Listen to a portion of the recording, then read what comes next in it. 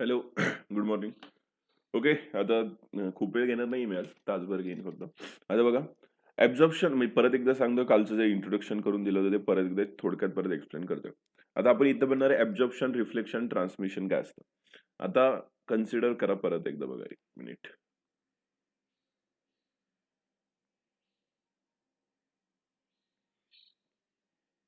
Suppose आपल्याकडे एक body आहे आणि त्याच्यावरती एक क्यू अमाउंट ऑफ हीट त्याच्यावरती पडतीये. तो काहीतरी त्यातली हीट ॲब्झॉर्ब करणार, ॲब्झॉर्प्शन. त्यातली काहीतरी हीट त्याच्या बाहेर ट्रान्समिट करणार, बाहेर सोडणार. मग त्याला आपण ट्रान्समिट हीट म्हणणार आणि त्यातली थोडी रिफ्लेक्ट बॅक होणार, म्हणजे बॉडीला धडकून डायरेक्ट रिबाउंड करणार. त्याला रिफ्लेक्टेड म्हणणार. अशा 3 प्रकारच्या गोष्टी आपण बघणार आहे. आता हीट काय असतं हे तुम्हाला माहिती आहे, form of energy. Energy travel करण्याचा एक फॉर्म आहे. हीट म्हणजे काय? एनर्जी एका जागेवरून दुसऱ्या जागेत जाण्याचा एक फॉर्म आहे. तशा भरपूर गोष्टी आहेत एनर्जी ट्रान्सफर करण्याच्या. आता काय मोड्स, आता मोड कुठले असतात तुम्हाला विचारतात, की हीटचे 3 मोड कुठले? मग हीटचे 3 मोड कुठले असतात? कंडक्शन, कन्व्हेक्शन आणि तिसरा असतो रेडिएशन. आता पहिलं, सगळ्यात पहिलं काय असतो? कंडक्शन. म्हणजे एक सपोज जसं मी काल एक्झाम्पल दिलं होतं, एक रॉड आहे आपल्याकडे सपोज. तो तुम्ही एका पॉइंटला एक फिक्स केलेला आहे आणि इथे हीट देत आहे. हीट दिल्यामुळे हा रॉड इथले जे पार्टिकल्स असणार आहेत, आता इथं पार्टिकल असणार आहेत. हे पार्टिकल काय करणार आहेत? व्हायब्रेट करायला सुरुवात करणार. सिंपल आहे. कुठलाही टेम्परेचर, कुठल्याही पार्टिकलला तुम्ही हीट दिली तर तो ऑसिलेशन मोशन प्रोड्यूस करतो. ऑसिलेशन म्हणजे जागेवरती व्हायब्रेट करायला लागतो. त्याच्या व्हायब्रेशनमुळं शेजारचा व्हायब्रेट करायला लागतो आणि हळू काय होणार आहे? ही एनर्जी पुढे, पुढे, पुढे, पुढे ट्रान्समिट होत जाऊन पूर्ण पार्ट गरम होतो. तुम्ही बघितलं असेल बघा, पुढचा पोर्शन लाल असतो आणि हळू सगळा पोर्शन लाल होत जातो एखाद्या रॉडचा. म्हणजे याचा अर्थ काय असतं, की हीट एका जागेवरून दुसऱ्या जागेवरती फक्त पार्टिकल टू पार्टिकल ट्रान्सफर केली जाते. प्रत्येक पार्टिकल हलत नाही. ओके. की असं नाही होत, की इथे एक पार्टिकल असेल, हा पार्टिकल जम्प करून इथे येणार, मग एनर्जी घेऊन पलीकडे जाणार, असं काही होत नाही. ओके. तर हे झालं पहिल्यांदा कंडक्शन. कन्व्हेक्शन म्हणजे काय, की बीकर आहे सपोज तुमच्याकडे, काल मी एक्झाम्पल हेही सांगितलं होतं. वॉटर आहे त्याच्यामध्ये आणि हे तुम्ही हीटअप केलं. हीट केल्यामुळे काय होणार आहे, इथले जे पार्टिकल्स असणार आहेत, इथले पार्टिकल्स, ते काय करणार आहे, त्यांची डेन्सिटी कमी होणार, ते वर येणार आणि वरच्या पार्टिकलची डेन्सिटी जास्त असल्यामुळे ते खाली येतात. ओके. हीट केल्यामुळे डेन्सिटी कमी होणार, वर जाणार. म्हणून बघा तुम्ही बुडबुडे बघू शकता कधी-कधी. जर तुम्ही पाणी वगैरे गरम करत असताल, तर हळू जसं टेम्परेचर वाढतं बुडबुडे यायला सुरुवात होतात. म्हणजे खालच्या पाणी जे असतं ते वर येतं किंवा वेव्ह दिसतात तुम्हाला पाण्यामध्ये. नीट ऑब्झर्व्ह केलं असेल तुम्ही तर. एक छोट्या प्रमाणात वेव्ह. ते वेव्ह म्हणजे काय असतं, खालीचं जे पाणी असतं ते वर येत असतं आणि वरचं पाणी कुठे जाणार, त्यांची जागा घेत असतं. म्हणजे इथे तुम्हाला हीट करण्यासाठी प्रत्येक पार्टिकलला स्वतः गरम व्हावं लागणार आहे. म्हणजे तिथे जावं लागणार आहे हीटच्या तिथे. वरती काय होत होतं, आपोआप पार्टिकलला एनर्जी येत होती. दुसऱ्या ह्याच्यात काय आहे, की प्रत्येक पार्टिकलला ट्रॅव्हल करून जायचं. इथं आता तुम्ही एक तर कळलं असेल, ह्या दोघांसाठी मीडियमची गरज आहे. बट तिसरा जो आहे, त्यासाठी मीडियमची गरज नसते. No need of medium. कुठल्याही मीडियमची किंवा याची गरज नसते. ते इमिट, आता सपोज जसं मी काल आपण बोललो होतो, की सपोज तुम्ही शेकोटी वगैरे करतो आपण हिवाळ्यात, जाळतो. त्याच्या बाजूला असणारा पर्सनला खूप लांब, खूप नाही, बऱ्यापैकी लांबवरती असल्यावरती तरी सुद्धा त्याला हीट मिळते. इथपर्यंत हीट काय येते? त्याच्यापर्यंत येते. मग इथं कुठला मीडियम आहे का मध्ये? नाही. तुम्ही का आगीला हात लावला का? नाही. तरी पण तुमच्यापर्यंत हीट एनर्जी आली आहे. मग याचा अर्थ मीडियमची गरज लागली नाही. म्हणून याला रेडिएशन म्हणतात. जसं सनपासून अर्थकडे येते. सन हे अर्थ. इथे जे रेडिएट करत येणार आहे, ह्याला कुठली रेडिएशन? ईएम वेव्ह आपण कन्सिडर करतो. EM wave. ते सगळे रेडिएशन आहेत. त्याही आपण बघितल्या. त्यानंतर रेडिएशन. आता रेडिएशन पुढे काय असतं? आता refer to the continuous emission of heat from a surface of body. म्हणजे continue emission of a heat from a surface of any body. प्रत्येक बॉडीमधून जे काही बाहेर पडत असणार, जी काही हीट बाहेर पडत असते, ते रेडिएशनच्या फॉर्ममध्ये पडते. हे पहिला पॉईंट. दुसरा पॉईंट काय सांगतं, ह्याला काय असे मीडियमची गरज नाही. ते म्हणजे असावंच असं काही नाहीये. असेल तर चालेल, नसलं तरी चालतं. म्हणजे बोथ मीडियम मटेरियल असेल तरी पण पास होणार आहे, व्हॅक्यूम असेल तरी पण पास होणार आहे. आणि हे सगळ्यात फास्टेस्ट मेथड आहे. आता एक एक तर तुम्हाला कळतं, पाणी गरम करायला वेळ लागणार आहे. तुमच्या एखादी आग लावल्यावरती तुमच्यापर्यंत हीट यायला वेळ लागणार आहे. का एखादा रॉड गरम करायला वेळ लागणार आहे. सगळ्यात फास्ट कोण होणार आहे? हीट तुम्ही सुरू ठेवली पुढे, तर तुमच्यापर्यंत हीट एनर्जी पटकन येणार आहे. आता म्हणजे आता एक तर कळलं तुम्हाला यांच्यामधली ईएम वेव्ह वगैरे असतं. पुढे हां. काय देतं ते electromagnetic radiation emit by a body. म्हणजे आता जसं सन पासून आपल्याकडे रेडिएशन कुठले येतात, इलेक्ट्रोमॅग्नेटिक ईएम वेव्ह म्हणतो आपण त्याला, which is higher temperature and the respect, म्हणजे कंटिन्युअसली हायर टेम्परेचर वरती असतं. जसं सनचं आपण एक्झाम्पल घेतलं होतं, सन, आणि इथे अर्थ आहे, इथपर्यंत रेडिएशन येणार आहेत. मग हे रेडिएशन येणार आहेत ते थर्मल रेडिएशन म्हणतात त्याला, आणि दुसरं नाव काय म्हणू शकतो आपण, ईएम वेव्ह. ईएम वेव्हच्या फॉर्म मध्ये थर्मल रेडिएशन येतात असं म्हणू शकतो. ओके, हे सिंपल शब्द, एकदम सोपा पॉइंट आहे. हायर टेम्परेचर वरती ह्या सगळ्या गोष्टी होतात. एक बरोबर आहे, सनचं टेम्परेचर खूप हाय आहे हे पण माहिती आहे. कुठल्याही गोष्टीचं, आता तुम्ही जर एखादी गोष्ट जाळली तर टेम्परेचर त्याचं हाय झाल्यावरतीच तो इमिट करायला सुरुवात करणार, असं असतं. हे बेसिक पॉइंट. आता पुढे बघा की आता हे सगळं बघायचं आपण, interaction of thermal radiation and matter. Matter मधल्या याच्यातलं हे काय काय गोष्टी आपण याच्यात रिलेटेड आणि कुठल्या कुठल्या गोष्टी इम्पॉर्टंट. तर त्यातल्या सगळ्याच गोष्टी, ज्यावेळेस थर्मल रेडिएशन होतं म्हणजे हीट प्रोड्यूस होतं, त्यावेळेस 3 गोष्टी होणार: रिफ्लेक्शन, ऍब्झॉर्प्टेड, आणि म्हणजे जी काही हीट आहे, रिफ्लेक्शन होणार, त्याचं ऍब्झॉर्प्शन होणार आणि ट्रान्समिशन होणार.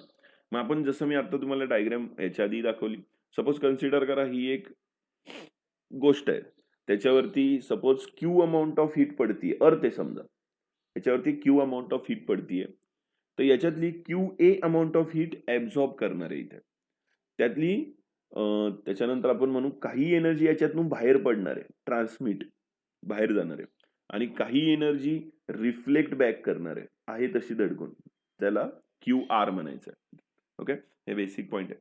आता टोटल एनर्जीचं काढायचं असेल तर आपल्याला एक कळतं की स्टार्टिंगला काय होता, क्यू, ती 3 याच्यात स्प्लिट झाली आहे, Q A, Q T plus Q R. ह्या 3 याच्यामध्ये काय झालेली आहे, स्प्लिट झालेली आहे, म्हणजे तिघांची ऍडिशन करावं लागेल. तोच फॉर्म्युला आपण खाली लिहिलेला आहे. जर आता तिन्ही याला आपण क्यूनी डिवाइड केलं, नीट आहे का काय बोलतो मी, तिन्ही याला जर आपण क्यूनी डिवाइड केल्यावरती फॉर्म्युले बनतात, ते आपण पुढे बघणार आहे. तर काय असणार आहे, क्यू ए अपॉन, म्हणजे टोटल, म्हणजे सपोज एक ऑब्जेक्ट आहे, त्यातून 100%, आता जी काही क्यू येते ती 100% आहे, त्यातली 40% त्यांनी ऍब्झॉर्ब केली. तर ते काढण्यासाठी हे म्हणजे कळतं की ए म्हणजे काय, त्याला म्हणतात कोइफिशियंट ऑफ ऍब्झॉर्प्शन. वाटलं हे परत दाखवतो बघा.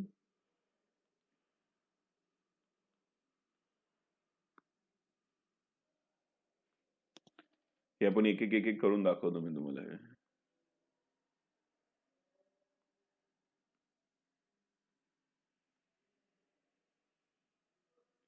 हे बघा, सगळ्यात पहिलं आता काय करणार, सगळ्याला आपण हे दाखवूया. पहिला जो आपला फॉर्म्युला आहे तो हा होता. या सगळ्या फॉर्म्युलाला आपण डिवाइड बाय काय करणार आहे, क्यू, या मेन फॉर्म्युला.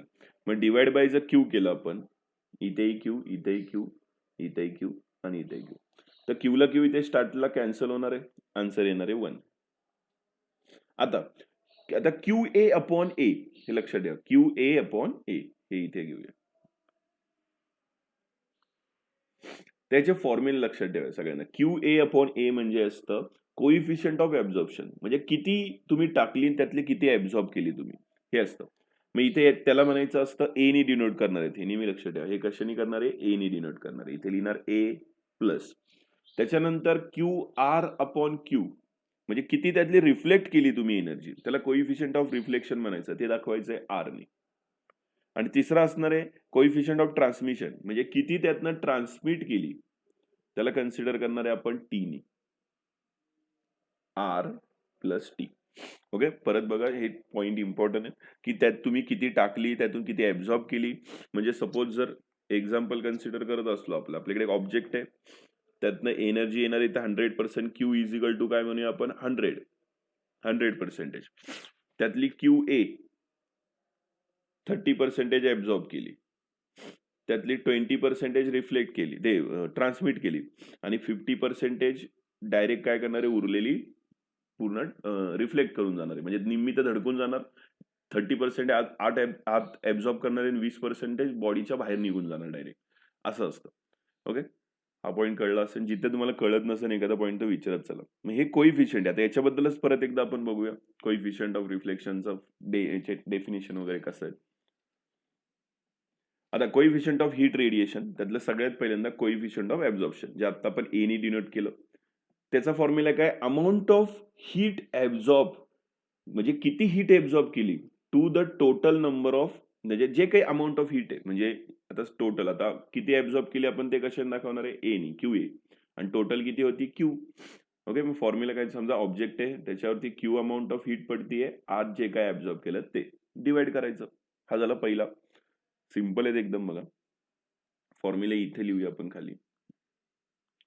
त्याच्यानंतर पुढचा काय दिलंय, रिफ्लेक्शन. रिफ्लेक्शन म्हणजे जेवढी काही रिफ्लेक्ट होणार आहे आणि टोटल नंबर मधून, टोटल अमाऊंट ऑफ हीट मधून किती होणार आहे.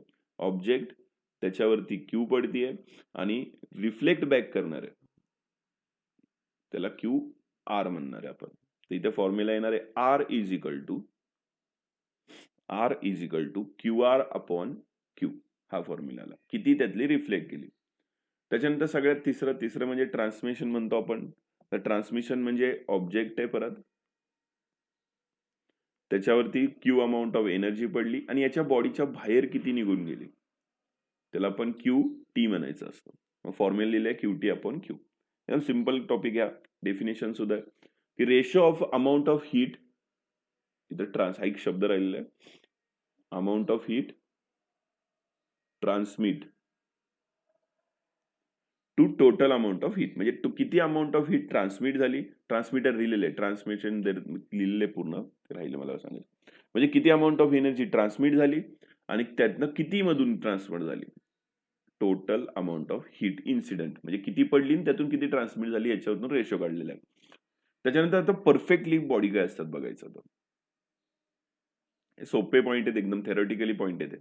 आता परफेक्ट ट्रान्समिशन म्हणजे काय. आता परफेक्ट ट्रान्समिशन म्हणजे काय की तुम्ही तुमच्याकडे ऑब्जेक्ट आहे, तुम्ही त्याच्यावरती heat Q amount of heat टाकताय, टोटल ट्रान्समिशन म्हणजे पूर्ण 100% समजा हे आहे, तर सगळीच्या सगळी काय झाली पाहिजे, ट्रान्समिट झाली पाहिजे. म्हणजे एक तुम्हाला तर माहिती आहे ग्लास म्हणजे नाही का काच वगैरे, ती काय करते, सगळी एनर्जी बाहेर ट्रान्समिट करते, थोडी ऍब्झॉर्ब करते.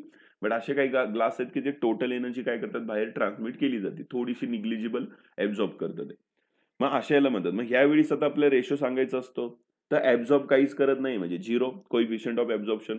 रिफ्लेक्शन सुद्धा कोएफिशियंट ऑफ रिफ्लेक्शन 0. पण ट्रान्समिशनचं किती असणार आहे, 100. आपण फॉर्म्युला काय असतो त्याचा, Q T divide by Q. सगळीची सगळी बाहेर गेली, पडली किती होती, 100. आन्सर किती येणार आहे, 1.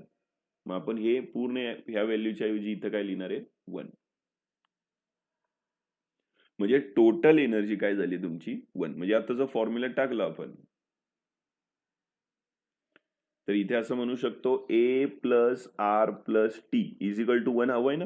तर इथे 0 टाकायचं, टीच्या ठिकाणी 1. म्हणजे टोटल रिफ्लेक्ट करते, म्हणजे तुमची एनर्जी किती पडतीये, ऑल द इन्सिडंट एनर्जी, म्हणजे जेवढी काही एनर्जी पडलेली आहे ती सगळीच्या सगळी काय होणार आहे, ट्रान्समिट होऊन जाणार आहे. म्हणून त्याला म्हणायचं आहे परफेक्टली ट्रान्समीटर. म्हणजे तो असा ऑब्जेक्टला म्हणणार आहे आपण परफेक्टली ट्रान्समीटर, म्हणजे सगळी एनर्जी बाहेर टाकतं. आता पुढचा पॉइंट, डायथर्मिनस सबस्टन्स. आता डायथर्मिनस सबस्टन्स म्हणजे कसे असतात, असे सबस्टन्स की जे हीट रेडिएट करतात. आता बघा, म्हणजे एक मिनिट दाखवू आपण.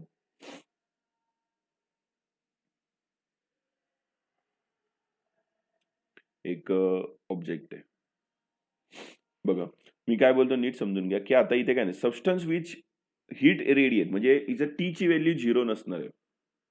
कळतंय, सिंपल शब्दात सांगायचं तर टी ची व्हॅल्यू काय नसणारी 0, थोडीफार बाहेर टाकतात ती पूर्ण. बघा हा पॉईंट कळणं गरजेचं आहे.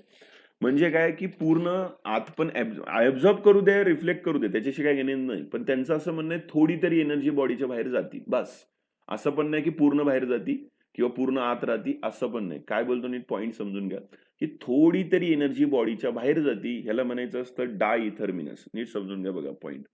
Substance through which heat radiation can be pass, म्हणजे असे सबस्टन्स की ज्यातून रेडिएशन पास होतात, त्याला म्हणायचं असतं डायथर्मिनस. बरोबर, डाय इथर्मिनस म्हणजे असे सबस्टन्स की ज्यांच्यातून एनर्जी, थोडी तरी एनर्जी बाहेर जाते, त्याला डाय इथर्मिनस म्हणायचं. मग आता कन्सेप्ट अजून थोडंसं समजवण्यासाठी सांगतो की क्यू इज इक्वल टू समजा 100% असेल, तर मी म्हणतोय ती 1 पासून, क्यू ची व्हॅल्यू 1 पासून 100 पर्यंत पण चालेल, पण काहीतरी पाहिजे क्यू टी ची व्हॅल्यू बाहेर पडण्याची. 1 पासून 100 पर्यंत काही चालेल, 100% झाली तरी त्याला इथर्मिनस म्हणू आपण, त्याला परफेक्टली आपण ट्रान्समिशन म्हणतो, पण कन्सिडर करा की कुठलीही असू दे एनर्जी थोडी जरी, पण जर इथे 0 असेल तर आपण त्याला डायइथरमिनस कन्सिडर करणार नाही. म्हणजे असा ऑब्जेक्ट आहे की त्यातनं काहीच एनर्जी बाहेर जात नाहीये. मग त्याला डायइथरमिनस कन्सिडर करायचं नाहीये. ओके. हा सगळ्यात पॉइंट. आणि 0 असेल तर त्याला फक्त इथरमिनस. आता बघा याच्याच अपोजिट आहे पुढचा पॉइंट, इथरमिनस. इथरमिनस म्हणजे काय असणार आहे की ऑपेक. ऑपेक म्हणजे काय की जी आता समजा ऑब्जेक्ट आहे तुमच्याकडे, तुम्ही हीट अमाऊंट टाकताय क्यू, समजा 100 टाकताय, त्यातनं कुठल्याही प्रकारचे जी काही समजा इथं कन्सिडर करू 70% तो ऍब्झॉर्ब करतोय, 30% रिफ्लेक्ट करतोय. एवढी नाही रिफ्लेक्ट करत, जास्तच करणार. पण समजून घ्या आता की याच्यातनं तो क्यू टी ची व्हॅल्यू आहे ती काहीच बाहेर जात नाही, म्हणजे बाहेर जात नाही. एक तर आली तर आल्या आल्या रिफ्लेक्ट करेन, एक तर ऍब्झॉर्ब तरी करेन, एक तर आल्या आल्या रिफ्लेक्ट करेन. त्याच्यातनं पलीकडे कधीच जाणार नाही. मग अशा ऑब्जेक्टला ऑपेक ऑब्जेक्ट म्हणतात. हे माहिती आहे तुम्हाला बेसिक पॉईंट. की एकतर तो काय करू शकतो, रिफ्लेक्ट करू शकतो, एक तर ऍब्झॉर्ब करू शकतो, बट एकही पॉइंट त्यातनं ट्रान्समिट होणार नाही. ट्रान्समिट म्हणजे त्यातून पलीकडे जाणार नाही कधी. एक तर आला तर त्याचाच आणि गेला तर त्यातनं बाहेर, असं. म्हणून त्याला इथरमिनस सबस्टन्स कन्सिडर करतात. ओके. कळत असेल बघा डायइथरमिनस म्हणजे काय, की ज्यातून थोडी जरी एनर्जी पलीकडे जाते त्याला आपण डायइथरमिनस म्हणतात. आणि नेहमी लक्षात ठेवा की कुठलाच म्हणजे बऱ्यापैकी म्हणजे आपण 99.99% ऑब्जेक्ट हे डायइथरमिनसच असतात. असं कुठलाच ऑब्जेक्ट नाही की सगळी एनर्जी आतच ठेवी, जी काय आत आलेली आहे. 30% तर 30% असं कोणच नसतं. ओके. बऱ्यापैकी कमी म्हणजे आपण निग्लिजिबल ऑब्जेक्ट असं म्हणू शकतो. 99.99 म्हणून म्हणले. ओके. सगळे डायइथरमिनसच असतात. त्यानंतर रिफ्लेक्टर. रिफ्लेक्टर म्हणजे टोटल एनर्जी रिफ्लेक्ट करणार. म्हणजे तुमच्याकडे एक ऑब्जेक्ट आहे, त्याच्यावरती तुम्ही हीट टाकली आहे क्यू अमाऊंट ऑफ, जेवढी काही हीट त्याच्यावरती टाकणार आहे तुम्ही सगळीच्या सगळी काय करणार आहे ती रिफ्लेक्ट करून टाकणार. म्हणजे काहीच स्वतःकडे ठेवणार नाही. आत ऍब्झॉर्बच करणार नाही, पलीकडे जाण्याचा प्रश्नच येत नाही. मग अशा याला म्हणायचं असतं परफेक्टली रिफ्लेक्टेड. मग टी इज इक्वल टू घेणार आहे आपण 0, ए इज इक्वल टू सुद्धा 0, तर आर इज इक्वल टू किती येणार आहे 1. मग हे असे जे असतात त्याला आपण म्हणू शकतो गुड रिफ्लेक्टर. गुड रिफ्लेक्ट करतात ना, बट पुअर ऍब्झॉर्बर. ऍब्झॉर्ब काहीच करत नाही. मग पुअर ऍब्झॉर्बर, आता पुअर ऍब्झॉर्बर असतात ते पुअर ट्रान्समीटर सुद्धा असतात. हा पॉइंट आहे, सिंपल पॉइंट एकदम बेसिकली तुम्ही वाचूनही करू शकता हे पॉइंट. ओके. नेक्स्ट, आता परफेक्टली ब्लॅक बॉडी हा पॉइंट कळणं खूप गरजेचं आहे. परफेक्टली ब्लॅक बॉडी म्हणजे काय, की सपोज तुमच्याकडे एक ऑब्जेक्ट आहे, तुम्ही त्याच्यावरती क्यू अमाऊंट ऑफ हीट टाकताय, तर तो म्हणजे क्यू अमाऊंट ऑफ म्हणजे किती 100% कन्सिडर करतोय आपण, नाही तर सगळं ते 100 वरतीच येतात. तर यातली 100च्या 100 काय करणार आहे आत घेणार, बाहेर एकही पॉइंट नाही जाऊन देणार आणि रिफ्लेक्ट सुद्धा एकही पॉइंट नाही होणार. सगळं जे काय होईल ते ऍब्झॉर्बच होणार. मग अशाला म्हणायचं असतं परफेक्टली ब्लॅक बॉडी. तर ए ची व्हॅल्यू इथे 1 असते, टी ची व्हॅल्यू 0 असणार आहे आणि आर ची व्हॅल्यू सुद्धा किती असणार आहे 0. आणि ह्या जगात अशा गोष्टी अवेलेबल नाहीयेत. नाहीयेत आपण ते करू शकतो म्हणजे तयार करू शकतो ऑब्जेक्ट, पण अवेलेबल नाहीयेत नेचरमध्ये कुठलंच नाहीये. इथं दिलेलं आहे. Energy it absorb by a object. All इथं हा शब्द वापरलाय. सगळीच्या सगळी एनर्जी जो ऍब्झॉर्ब करतो आपण त्याला कन्सिडर करणार आहे परफेक्ट ब्लॅक बॉडी. मग आता आता लक्षात ठेवायचं त्याचा एकच ऑब्जेक्ट आपण केलेला आहे, लॅम्प ब्लॅक. लॅम्प ब्लॅक नावाचा एक ऑब्जेक्ट आहे. तो असतो 97% ऍब्झॉर्ब करतो. 100% कोणच नाहीये. हा सगळ्यात मॅक्स आहे लॅम्प ब्लॅक. सगळ्यात मॅक्स. याच्यापेक्षा कोणच एनर्जी जास्त ऍब्झॉर्ब करत नाही. सगळ्यात मॅक्सिमम एनर्जी एवढीच ऍब्झॉर्ब केली जाते. याच्या पुढे एकही पॉईंट नाही. त्याच्यानंतर पुढचं इथे एक पॉइंट लिहू शकतो आपण. ह्याला म्हणू शकतो गुड ऍब्झॉर्बर. गुड ऍब्झॉर्बर असतो बट पुअर ट्रान्समिशन असणार आहे आता याचं, बरोबर. काहीच ट्रान्समिट नाही करणार आहे. किंवा रिफ्लेक्टर म्हणू शकतो आणि ट्रान्समीटर पण. पुअर ट्रान्समीटर, काहीच ट्रान्समिट करणार नाही आणि रिफ्लेक्ट करणारच आहे. हे झालं. आता परफेक्टली ब्लॅक बॉडी काय, परफेक्टली ब्लॅक बॉडी मग अवेलेबल नाहीये पण आपल्याला तर हवी असते, मग कसं क्रिएट करतात त्याबद्दल एक शॉर्ट थोडंसं आहे. म्हणजे काय म्हणू शकतो आपण, ज्याची कोइफिशियंट ऑफ ऍब्झॉर्प्शन किती असणार आहे 1. कोइफिशियंट ऑफ ऍब्झॉर्प्शनची व्हॅल्यू किती असणार आहे 1. हे ते आपण त्याच्यासाठी एक ऑब्जेक्ट कन्सिडर केलेला आहे लॅम्प ब्लॅक. तो किती करतो? 97% एनर्जी ऍब्झॉर्ब करतो. आता एक कसं केलं जातं बघा, नीट समजून घ्या.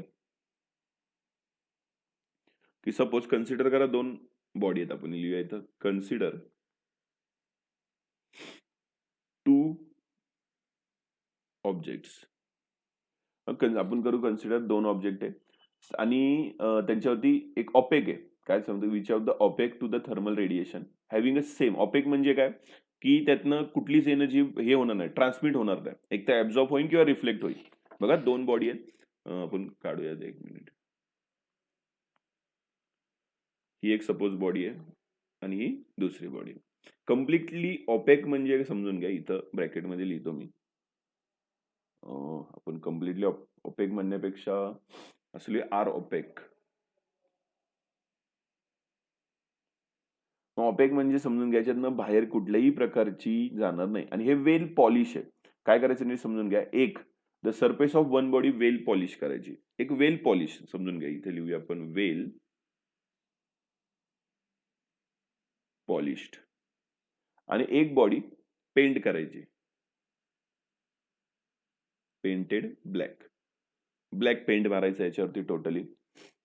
ओके, कन्सिडर करू आता ब्लॅक पेंट मारलेलं आहे असं.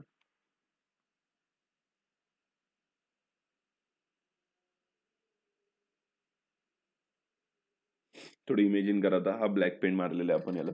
आणि त्याच्यानंतर काय करायचं आहे? वेल पॉलिश बॉडीला टोटली काय करणार आहे? एनर्जी. आता समजा इथे पॉलिश आहे, विचार करा काय होईल, विचार करून सांगा. इथेही मी Q amount of same temperature टाकणार आहे ना, इथेही क्यू अमाऊंट ऑफ हीट. दोघांमध्ये जर क्यू अमाऊंट ऑफ हीट टाकली तर काय होईल दोघांमध्ये? थोडा विचार करा. हे सगळे पॉईंट इम्पॉर्टंट आहे, हा पण पॉईंट इम्पॉर्टंट. ऑपेक म्हणजे कुठलीही एनर्जी ट्रान्समिट होणार नाही, म्हणजे बाहेर जाणार नाही. तर काय होईल? कोण सांगू शकतं का? विचार करा.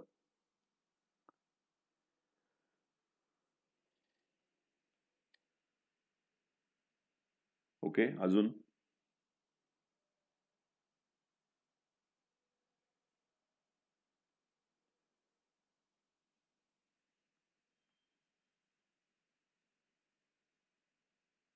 ओके, अजून कोणी सांगू शकतं का? विचार करा, सिंपल पॉइंट एकदम, थोडस ते इमेजिन करायचं.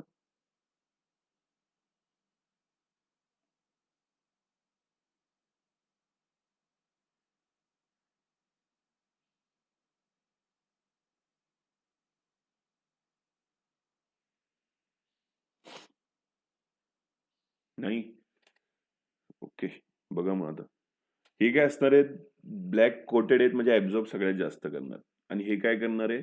रिफ्लेक्ट सगळ्यात जास्त करणार आहे. नीट समजून घ्या, इथं भरपूर मुलांचं कन्फ्युजन एका पॉइंट मध्ये होतं की सपोज आपल्याकडे एक ऑब्जेक्ट आहे. नीट ऐका मी काय बोलतो.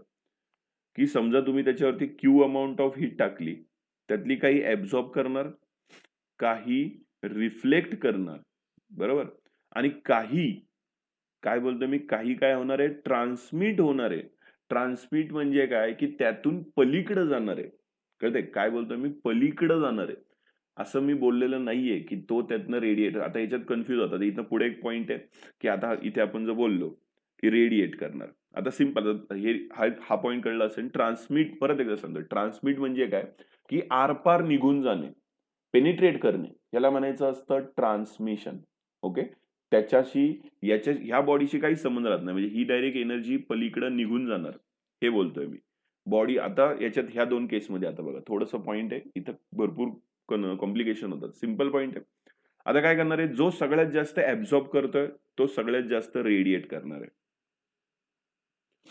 रेडिएट करणारे म्हणजे काय? की एनर्जी बाहेर इमिट करणार आहे. आता हा पॉइंट मध्ये बघा लोकांचं कन्फ्युजन काय होतं. आता ट्रान्समिशन आणि इमिशन, ओके, यांच्यामध्ये लोक कन्फ्युज होऊन जातात की मग इथेही बाहेर पडतंय, इथेही बाहेर पडतंय. पण मी काय बोललोय हा पॉइंट समजून घ्या. की ही टोटल जी काही एनर्जी येणार आहे, ती एनर्जी बाहेर निघून जाणं वेगळं आणि ही बॉडी त्याची एनर्जी बाहेर टाकणं वेगळं. हा पॉइंट आहे. ह्याला म्हणायचं असतं ट्रान्समिशन आणि ह्याला म्हणायचं असतं रेडिएशन. काय? रेडिएट करणं म्हणू शकतो आपण त्याला, रेडिएशन किंवा इमिशन, किंवा हे सगळे बॉडी काय असतात? इमिटर्स असतात असं म्हणू शकतो आपण. ओके, इमिशन वेगळं आणि ट्रान्समिशन वेगळं. हा पॉइंट बघा. ट्रान्समिशन म्हणजे बॉडीच्या बाहेर निघून जाणे एनर्जी डायरेक्ट, आत त्याच्याशी काही संबंध राहत नाही. आणि रेडिएशन म्हणजे काय, की आतली एनर्जी बाहेर टाकणे. आता तुमची बॉडीतनं हीट कंटिन्युअसली बाहेर जात असते. मग तुम्ही ट्रान्समिट करताय का रेडिएट करताय हे कळलं पाहिजे तुम्हाला. तुम्ही ट्रान्समिट नाही करत आहे. ट्रान्समिट करणं म्हणजे काय, सनची लाईट तुम्हाला आरपार तुमच्या बॉडीच्या आरपार निघून जाणे, त्याला ट्रान्समिट म्हणतात. कळतंय? आणि रेडिएशन म्हणजे काय, की तुमच्या बॉडीतून हीट बाहेर पडणे. कळतंय? बॉडीतून हीट बाहेर पडणे, त्याला म्हणायचं असतं रेडिएशन. इथे कन्फ्युजन होतात भरपूर मुलं, म्हणून मी 4 वेळा एकच पॉइंट सांगतो. आता रिफ्लेक्टर वेगळं आहे. रिफ्लेक्टेड काय करतोय, आतच येत नाहीये. आत येत नाही तर काय याचं ॲब्झॉर्प्शनचा याचा काही संबंधच येत नाही. मग तुम्हाला एक क्वेश्चन विचारला जातो, की जो ब्लॅक कोटेड जी हे होती, ऑब्जेक्ट होता, तो काय आहे? गुड ॲब्झॉर्बर आहे, गुड इमिटर आहे, गुड रिफ्लेक्टेड आहे, गुड ट्रान्समीटर आहे, काय आहे ते सांगा. कोण सांगू शकतो? ह्याला काय म्हणू शकतो आपण याच पूर्ण पॉइंटला? आणि इथे काय म्हणू शकतो? पॉइंट लिहायचे आपल्याला सिंपल.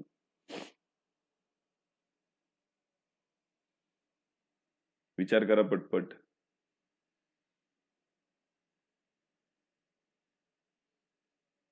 कोण सांगू शकतो इथे पॉइंट काय लिहिणार आहे मी इथे खाली? जसं हे बोललो मी, रिफ्लेक्ट, इमिट वगैरे करणार, तो इथे काय लिहायचं? बरोबर. म्हणजे एक पॉइंट कळला आपल्याला, who is good absorber. If someone is good absorber, then he will be किंवा that object will be good emitter also. कळतंय? गुड ॲब्झॉर्बर असेल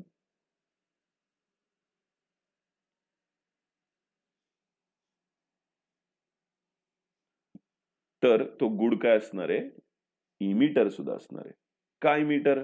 सगळ्यात जास्त आता सिंपल कन्सिडर करा, दोन व्यक्ती आहेत. एक खूप जास्त एनर्जी घेतो, कारण व्यक्ती म्हणण्यापेक्षा ऑब्जेक्ट म्हणूया.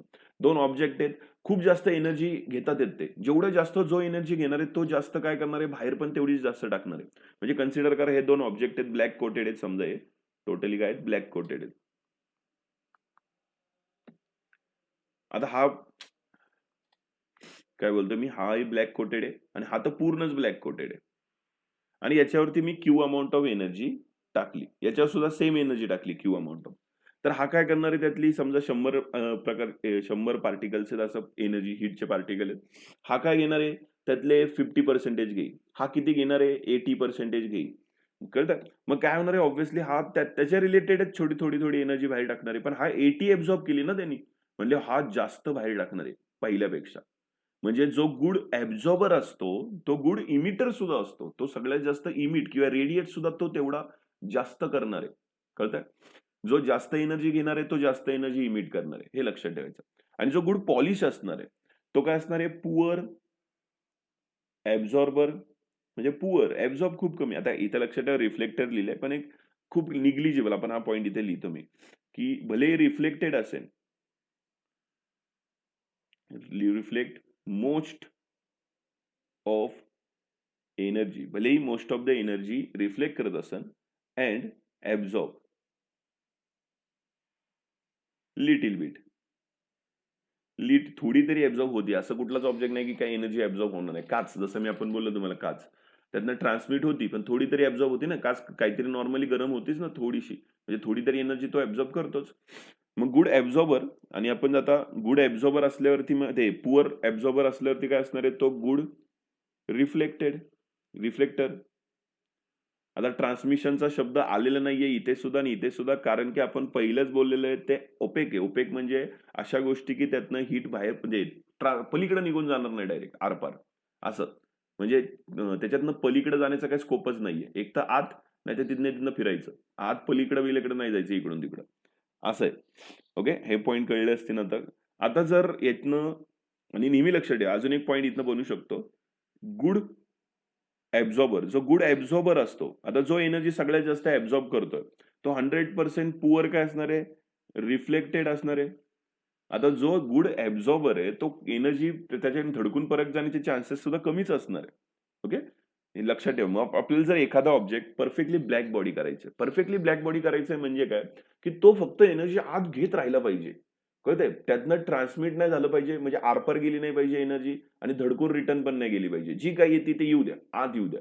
मग तो रेडिएट करण ती गोष्ट वेगळी, पण येऊ द्या, नुसते आत आली पाहिजे एनर्जी. ह्याला म्हणायचं असतं परफेक्टली ब्लॅक बॉडी. मग ह्याच कन्सेप्टवरतून आपण परफेक्टली ब्लॅक बॉडी करणार आहे. आता भरपूर गोष्टी असतात बघा, एक मिनिट. हे पॉइंट बघूया आपण आता.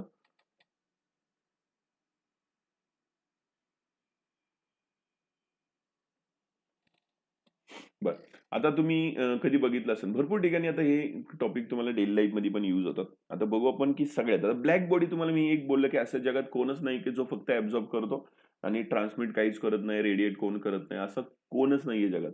कोणच नाहीये, एकही बॉडी नाही. मग सायंटिस्ट लोकांनी काय केलं, एक इमॅजिनरी म्हणण्यापेक्षा एक आयडियल ब्लॅक बॉडी तयार केली. आयडियल म्हणजे काय, की तुम्हाला आयडियल बद्दल आता भरपूर शिकलो आपण. आयडियल म्हणजे जे नेचरमध्ये अवेलेबल नसतं, ते सायंटिस्ट लोक आपल्या सोयीस्करसाठी तयार करतात. त्याला आयडियल ऑब्जेक्ट म्हणतात. Ideal black body. फेरीज नावाचे सायंटिस्ट होते, त्यांनी तयार केलेली बॉडी आहे. आता ते काय केलेले बघा, नीट समजून घ्या. डायग्राम मध्येच पूर्ण टॉपिक क्लिअर होतो, की काय म्हणणं होतं त्यांचं, की एक तुम्ही असं बॉडी तयार करायची. हे बघा अशी दिलेली आहे तशीच, की काय करणार आहे इथे नीट बघा, की एक आता एक आत होल आहे, त्याला 2 वॉल आहेत. नीट बघा किती आहेत, डबल वॉल. डबल वॉल होलो स्पेअर. डबल वॉल होलो स्पेअर तुम्ही तयार करणार आहे विथ टायनी होल. टायनी म्हणजे खूप छोटा होल, एकदम छोटा, किंवा अपर्चर म्हणू शकतो तुम्ही त्याला. खूप त्यातनं काय करणार आहे, टायनी होल का तयार करायचं आहे, त्याचं कारण आहे की जी काही रेडिएशन असणार आहे, रेडियंट हीट कॅन एंटर. फक्त रेडिएट हीट आहे ती एंटर झाली पाहिजे. आणि त्याच्या पुढे बरोबर म्हणजे वॉलमध्ये एक छोटासा पुढं एक कोन ठेवलेला आहे बघा. का कोण ठेवलेलं आहे, कारण की ती धडकून आहे तशी रिटर्न नाही. आता स्ट्रेट येते, मग असंही होऊ शकतं की आहे तशी रिटर्न जाईल, मग तर आपल्याला काहीच भेटणार नाही. म्हणून एक छोटासा कोन, एक प्रोजेक्शन करतात. ते बघू आपण, कोनिकल प्रोजेक्शन दिलेलं आहे. आता हे झाल्याच्या नंतर आता सगळ्यात मोठं हे डबल वॉल तयार करण्याचं कारण काय, तर डबल वॉल जे असतं त्यातला मधला पोर्शन असतो ना, तो इओक्युलेटेड असतो. इओक्युलेटेड म्हणजे काय म्हणू शकतो, की रिकामा, पण त्यात कुठल्याही प्रकारचा गॅस नाही, काही नाही, काही नाही, काही नाही, काहीच नसतं त्यात. आणि जे असतं पुढे जो स्पेअर असतो तो सिल्वर्ड कलर असतो, सिल्वर्ड असतो, सिल्वर नाही, सिल्वर कलरचं प्लेटिंग करणार आहे. आणि इंटरनली सरफेस जो असतो स्पेअरचा, तो कोटेड विथ लॅम्प ब्लॅक. इथे लिहिले बघ, काय कोटेड करणार आहे, आतला सरफेस लॅम्प ब्लॅकनी कोटेड करणार आहे. बाहेरचा कशाने करणार आहे, सिल्वर पॉलिश करणार आहे. आतला कशाने करणार आहे, लॅम्प. आता लॅम्प ब्लॅक का केलंय, कारण की तो ऍब्झॉर्ब करतो. आणि आत एक कोनिकल प्रोजेक्शन असणार आहे, कारण की जी काही प्रोजेक्शनमुळे काय होणार, रेडिएट जी काही आत येणार आहे ते काय होणार, की आहे तसं इकडे तिकडे रिफ्लेक्ट होणार नाही, तर परत जाणार नाही. हा मेन आहे. आता आत लॅम्प ब्लॅक लावल्यामुळे काय होणार आहे, सगळी एनर्जी आत येणार आहे. आत आल्यावरती काय होणार, ती रिफ्लेक्ट करणार. आणि जसं जशी रिफ्लेक्ट करणार, आतच राहणार ना पूर्ण रिफ्लेक्शन त्या एनर्जीचं.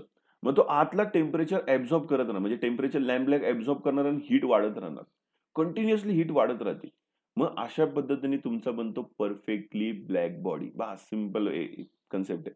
फक्त काय करायचं तुम्हाला, आतल्या पॉइंटला टोटली एक ब्लॅक सरफेस लावायचा आहे, त्याला लॅम्प ब्लॅक म्हणूया आपण, पूर्ण आतल्या साईडला लॅम्प ब्लॅक लावून घ्यायचा इथून तिथून. आता जी काय लाईट एनर्जी पडणार आहे ती काय येणार आहे, सरळ येणार, रिफ्लेक्ट करत राहणार, इथल्या इथं रिफ्लेक्ट करत राहणार आणि आतलं टेम्परेचर इन्क्रीज करत राहणार. मग हीट बाहेर जाण्याचा स्कोपच नाहीये. आता आपण म्हणू शकतो की मीडियमच नाही इथे. इथे मीडियम नाहीये म्हणल्यावरती हीट बाहेर जाणार कशी. आता परफेक्टली ब्लॅक बॉडी का नाही होऊ शकत, की असं कुठलाच ऑब्जेक्ट नाही की जो हळूहळू टेम्परेचर कमी करतो, काहीतरी रेडिएट करणार हळूहळू. म्हणजे आता तुम्ही थर्मसचं एक्झाम्पल घेऊ शकता. थर्मसचं तुम्हाला माहिती आहे की काही झालं तरी एका पर्टिक्युलर टाइम नंतर थर्मसचा सुद्धा चहा वगैरे जो काही ठेवतो आपण, त्यानंतर तो आपोआप थंड होऊन जातो. आणि थर्मसला काय म्हणतो आपण, की त्यातनं काही कॉन्टॅक्ट होत नाही बाहेरचा वगैरे, पण कधी ना कधी तर झिरो बनतोच ना, 2 तासांनी 3 तासांनी वॉट एव्हर.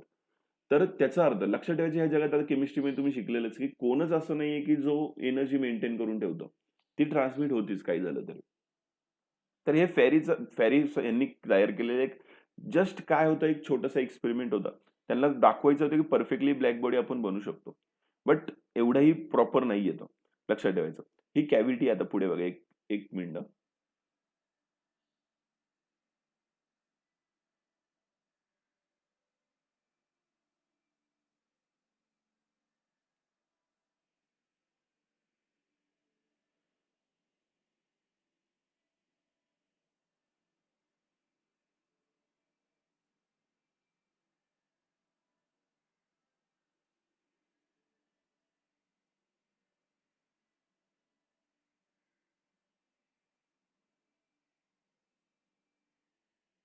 हा, काय पॉइंट?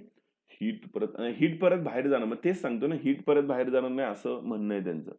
पण ऍक्च्युली असं काही होत नाही ना. परफेक्टली ब्लॅक बॉडी म्हणजे काय? जी काय हीट आहे ती फक्त ऍब्झॉर्ब करणार, बॉडीच्या बाहेर हीट जाणार नाही, अशी सिस्टीम तयार केलेली आहे. म्हणजे असं कधी होऊ शकत नाही हे तुम्हालाही माहित आहे. आपण बघितलेलं आहे की नाहीच होऊ शकत आहे. जगात असा कुठलाच ऑब्जेक्ट नाही की असं होणारच नाही की हीट काहीच बाहेर जाणार नाही कंटिन्युअसली. आता याच्यानंतर एक सायंटिस्ट होते अजून, की त्यांनी याच्यावरती परत एक एक्सपेरिमेंट केलं होतं. त्यांना एक थोडक्यात सांगतो, जास्त एवढं नाहीये. कॅव्हिटी कॅव्हिटी रेडिएटर असा एक ऑब्जेक्ट असतो बघा. एक तयार केलं होतं, सायंटिस्टने तयार केलं होतं. सिमिलर, वर्किंग एकदम सिमिलर. फक्त त्यांनी काय केलं होतं इथं? Consist of block. एक ब्लॉक तयार केला होता. ब्लॉक ऑफ मटेरियल विथ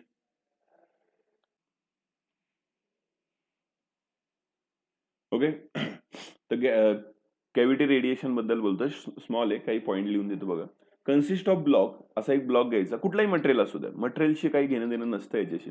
कुठलाही मटेरियल घ्या आणि त्याला इंटरनल कॅव्हिटी करायची. कॅव्हिटी म्हणजे छोटासा होल, नीट समजून घ्या. कॅव्हिटी म्हणजे काय? होल तयार करायचे. असं लिहूया आता, the inner and outer surface are connected by small hole. Same concept आहे बघा. जसं इंटरनल आणि आउटर सरफेस जो आहे आपण तो कनेक्ट केला, इथेही स्मॉल होलनी करायचं. म्हणजे काय होणार आहे? जी काही रेडिएशन फॉल होणार आहे, radiation falls on block. Block वरती रेडिएशन फॉल झाले, that enters through the hole. Hole मधून काय होणार आहे? पूर्ण जी काही रेडिएशन होणार आहे ते काय करणार आहे? याच्यातनं एंटर करणार येतात. आणि त्या एंटर गेलं तुम्हाला माहिती आहे की ते कांट बी एस्केप, म्हणजे परत बाहेर जाणार नाही. इथे लिहितो कॅनॉट म्हणू शकतो, cannot escape back, escape back, परत एस्केप करणार नाही. Hence cavity act as black body. म्हणजे त्याच्यामुळे सेम ब्लॅक बॉडीची कन्सेप्ट आहे, ब्लॅक बॉडी सारखं वर्क करणार. फक्त इथे एक पॉइंट आहे बघा आता पुढे. वेन ब्लॉक इज हिटेड, म्हणजे ज्यावेळेस तुम्ही ब्लॉक हिट करणार आहे टू हाय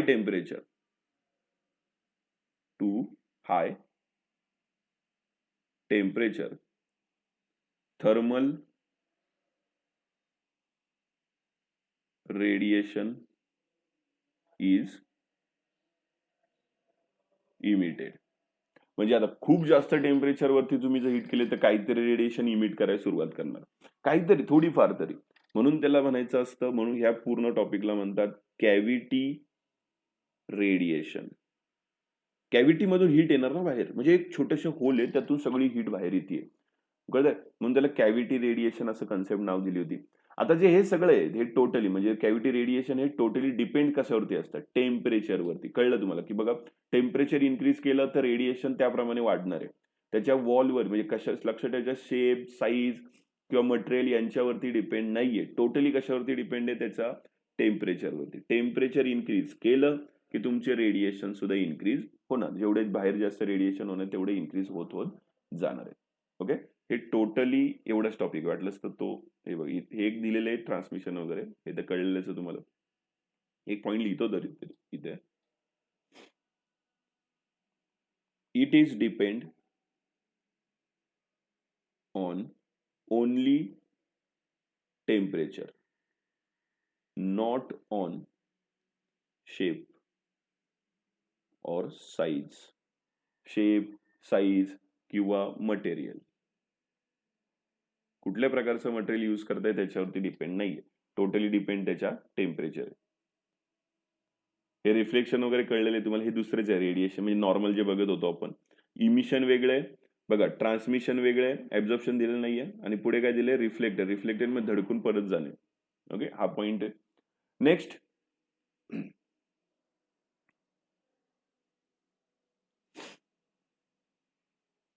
आता emission of heat radiation, emit काय करणं, इमिशन म्हणजे काय असतं त्यांचं काय. आता एक सायंटिस्ट होतं पेरी म्हणून, त्यांनी काय केलं होतं 1792 मध्ये एक कन्सेप्ट सांगितली होती. त्यांचं काय म्हणणं आहे की कुठलीही बॉडी, ह्या जगातल्या प्रत्येक गोष्ट, all body emit radiation at all temperature more than, फक्त लक्षात ठेवा काय पाहिजे की अबाव 0 केल्विन पेक्षा.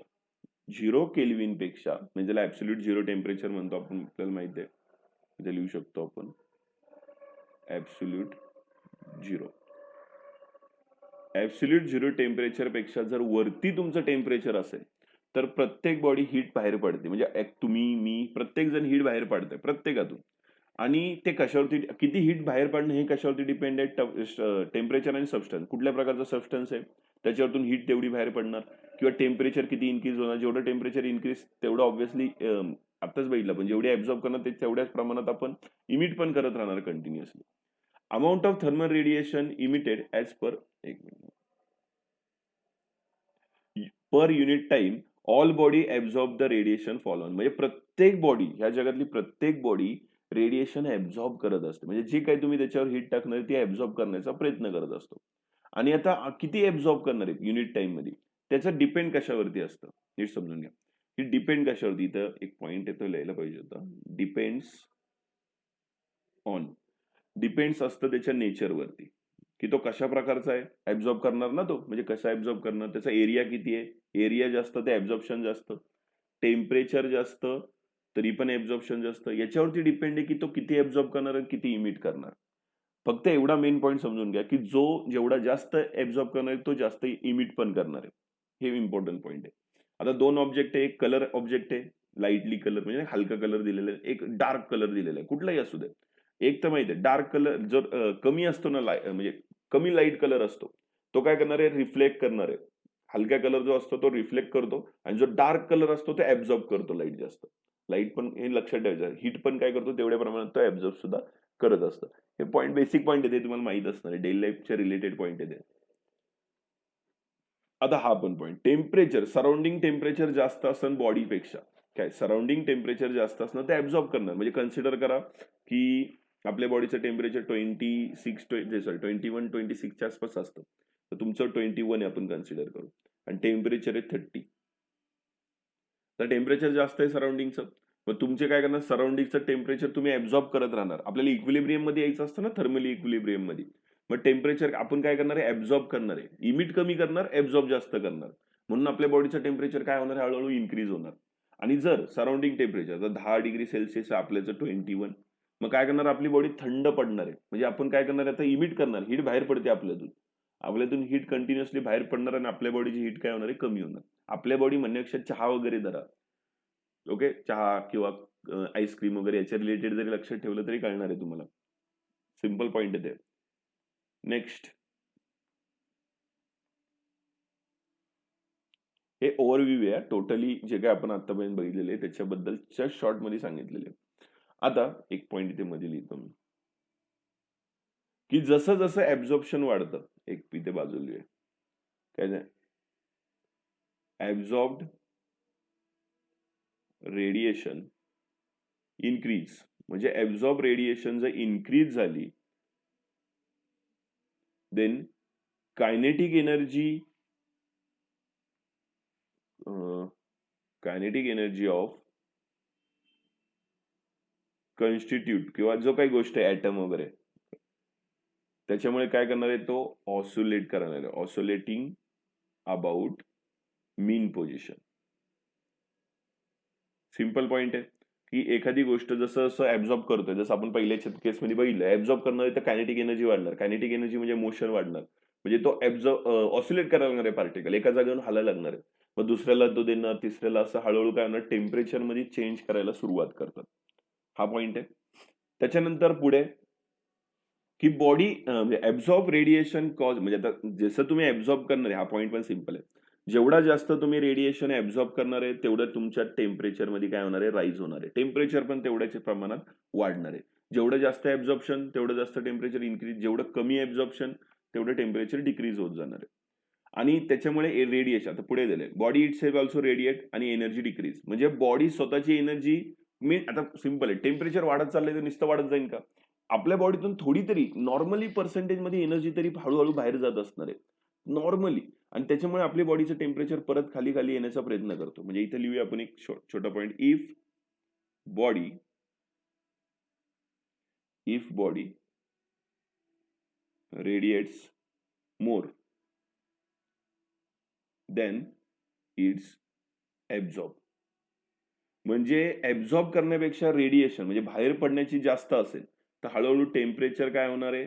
डिक्रीज होणार आहे. म्हणजे आता कन्सिडर करा आपण चहा ठेवलेला आहे.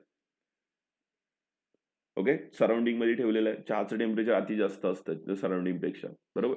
मग काय होणार आहे, आता याच्यातनं एनर्जी कंटिन्युअसली बाहेर जाणार, कंटिन्युअसली हीट काय होणार आहे, बाहेर जाणार. म्हणून टेम्परेचर हळूहळू चहाचं काय होत जातं, कमी कमी कमी कमी होत जातं.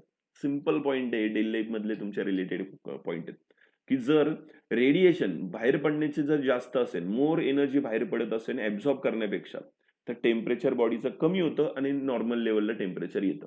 कळते त्याला. आणि उलट असतं.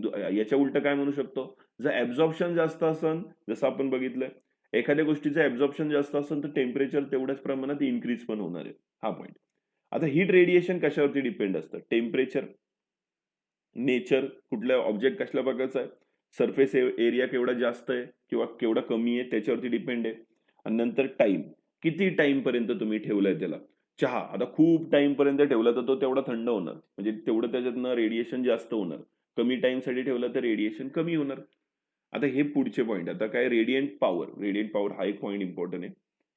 म्हणजे काय बघा, amount of heat Q consider केलं, सरफेस एरिया ए आणि लागणारा टाइम टी केला. कुठलाही ऑब्जेक्ट आहे, ओके. अमाऊंट ऑफ हीट आपल्याला काढायचं रेडियंट, म्हणजे किती. एखादं बघा, चहाचं कन्सिडर करू. हा चहा आहे समजा, याच्यात ठेवलेला आहे. टोटल एरिया आहे वरती. टाइम तुम्ही कन्सिडर करा, काहीतरी पर्टिक्युलर टाइम साठी ठेवला, 10 मिनिटं व्हॉट एव्हर. आणि टोटल हीट त्याच्यातनं असणार आहे, अमाऊंट ऑफ हीट काय, क्यू. तर रेडिएशन काढायचं असेल तर फॉर्म्युला असतो आर इज इक्वल टू किती हीट बाहेर पडली आणि डिवाइड बाय काय करतो आपण, एरिया इंटू टाइम. कळतंय. इमिसिंग पॉवर, ह्याला रेडिएट पॉवर पण म्हणतात किंवा इमिसिंग पॉवर पण म्हणतात. दुसरा शब्द इथे इथे लिहितो वरती. रेडिएशन म्हणजे इमिशन, हे लक्षात ठेवा. हे म्हणून याला इमिसिव्ह पॉवर म्हणतात. इमिसिव्ह पॉवर आणि रेडिएशन पॉवर एकदम सेम आहे. आर डिनोट करायचं म्हणजे किती अमाऊंट ऑफ हीट आणि त्याच्यातनं हीट रेडिएट किती झाली. कळतंय. क्यू म्हणजे काय, हीट नुसतं क्यू नाही, रेडिएट हीट किती झाली बाहेर पडलेली. रेडिएटेड हीट, किती हीट बाहेर पडली आणि proportional to area upon time. हा त्याचा एक सिंपल फॉर्म्युला आहे. जर तुम्हाला काढायचं असेल एखाद्या ऑब्जेक्टचे किती रेडिएट करतोय, तो किती जास्त हे करतोय, बाहेर पडतोय एनर्जी, त्याच्यावरती डिपेंड आहे. आता आणि हे बाकीचं माहिती तुम्हाला टेम्परेचर वरती पण डिपेंड आहे. आताच बघितलं आपण, टेम्परेचर वरती एक कमी कुणाचं जास्त कुणाचं त्याच्यावरती. नेचर म्हणजे काय, की तो पॉलिश केलाय का. पॉलिश असतात ना काही काही object, polished or not etcetera, म्हणजे कलर कुठला आहे वगैरे असं. त्यांचं सरफेस एरिया म्हणजे एखाद्या गोष्टीचा सरफेस एरियावरती डिपेंड असणार आहे. आणि टाइम. ओके, हे सगळं आपण या फॉर्म्युल्यात यूज करतोय. बस हे तुमचं असतं इमिसिव्ह पॉवर किंवा रेडियंट पॉवर. रेडियंट पॉवर वरती एखादं तरी न्यूमरिकल विचारलं जातं, हे लक्षात ठेवा. एकदम सिंपल पॉईंट आहे हा. आता हे कशात मोजायचं, याचं युनिट काय. आता हे काय, Q means energy, heat energy. कशात आहे ते, जूल मध्ये मोजतात. आणि इथं ए म्हणजे काय, एरिया म्हणजे मीटर स्क्वेअर. आणि टी म्हणजे सेकंद. हे तुमचं युनिट आहे, लक्षात ठेवा. किंवा दुसरंही बनू शकतं. आता जूल पर सेकंद, बरोबर. जूल पर सेकंद म्हणलं किती आहे तरी कोण सांगू शकतं, काय फॉर्म्युला असतो त्याचे, हे दुसरं युनिट काय बघा. जनरल नॉलेजचा क्वेश्चन आहे, याच्यावरतून कळतंय तुमचं नॉलेज खूपच जनरल आहे. Joule per second simple point आहे, त्याला काय म्हणतो आपण, वॅट मीटर स्क्वेअर. दोन युनिट आहे ते. कुठलं युनिट विचारलं जातं, किती असतं, जूल पर सेकंद, हे लक्षात ठेवा. हा पॉइंट आहे, watt per metre square. Okay, इथे अजून लिहू शकता काय, Q is directly proportional to A. Sorry, Q is directly proportional to A, Q is directly proportional to T. हे दोन्ही असेल तर क्यू इज, ते दोन प्रोपोर्शनल मध्ये येणार ना, म्हणजे टेम्परेचर जास्त, एरिया जास्त, तर हीट रेडिएशन जास्त, टाइम जास्त, तर हीट रेडिएशन जास्त. इथं आपल्याला काहीतरी कॉन्स्टंट द्यावा लागतो. मग कॉन्स्टंट इज इक्वल टूचं साईन द्यायचंय ना आपल्याला इथे. मग कॉन्स्टंट देणार. कॉन्स्टंट व्हॅल्यू काय देणार आहे? आर. आणि नंतर एटी. आता एटी इकडे गेल्यावरती काय येणार आहे? मग R is equal to Q upon A T. म्हणून हा वरचा फॉर्म्युला आलेला आहे. ओके, हे अशा पद्धतीने मिळाले.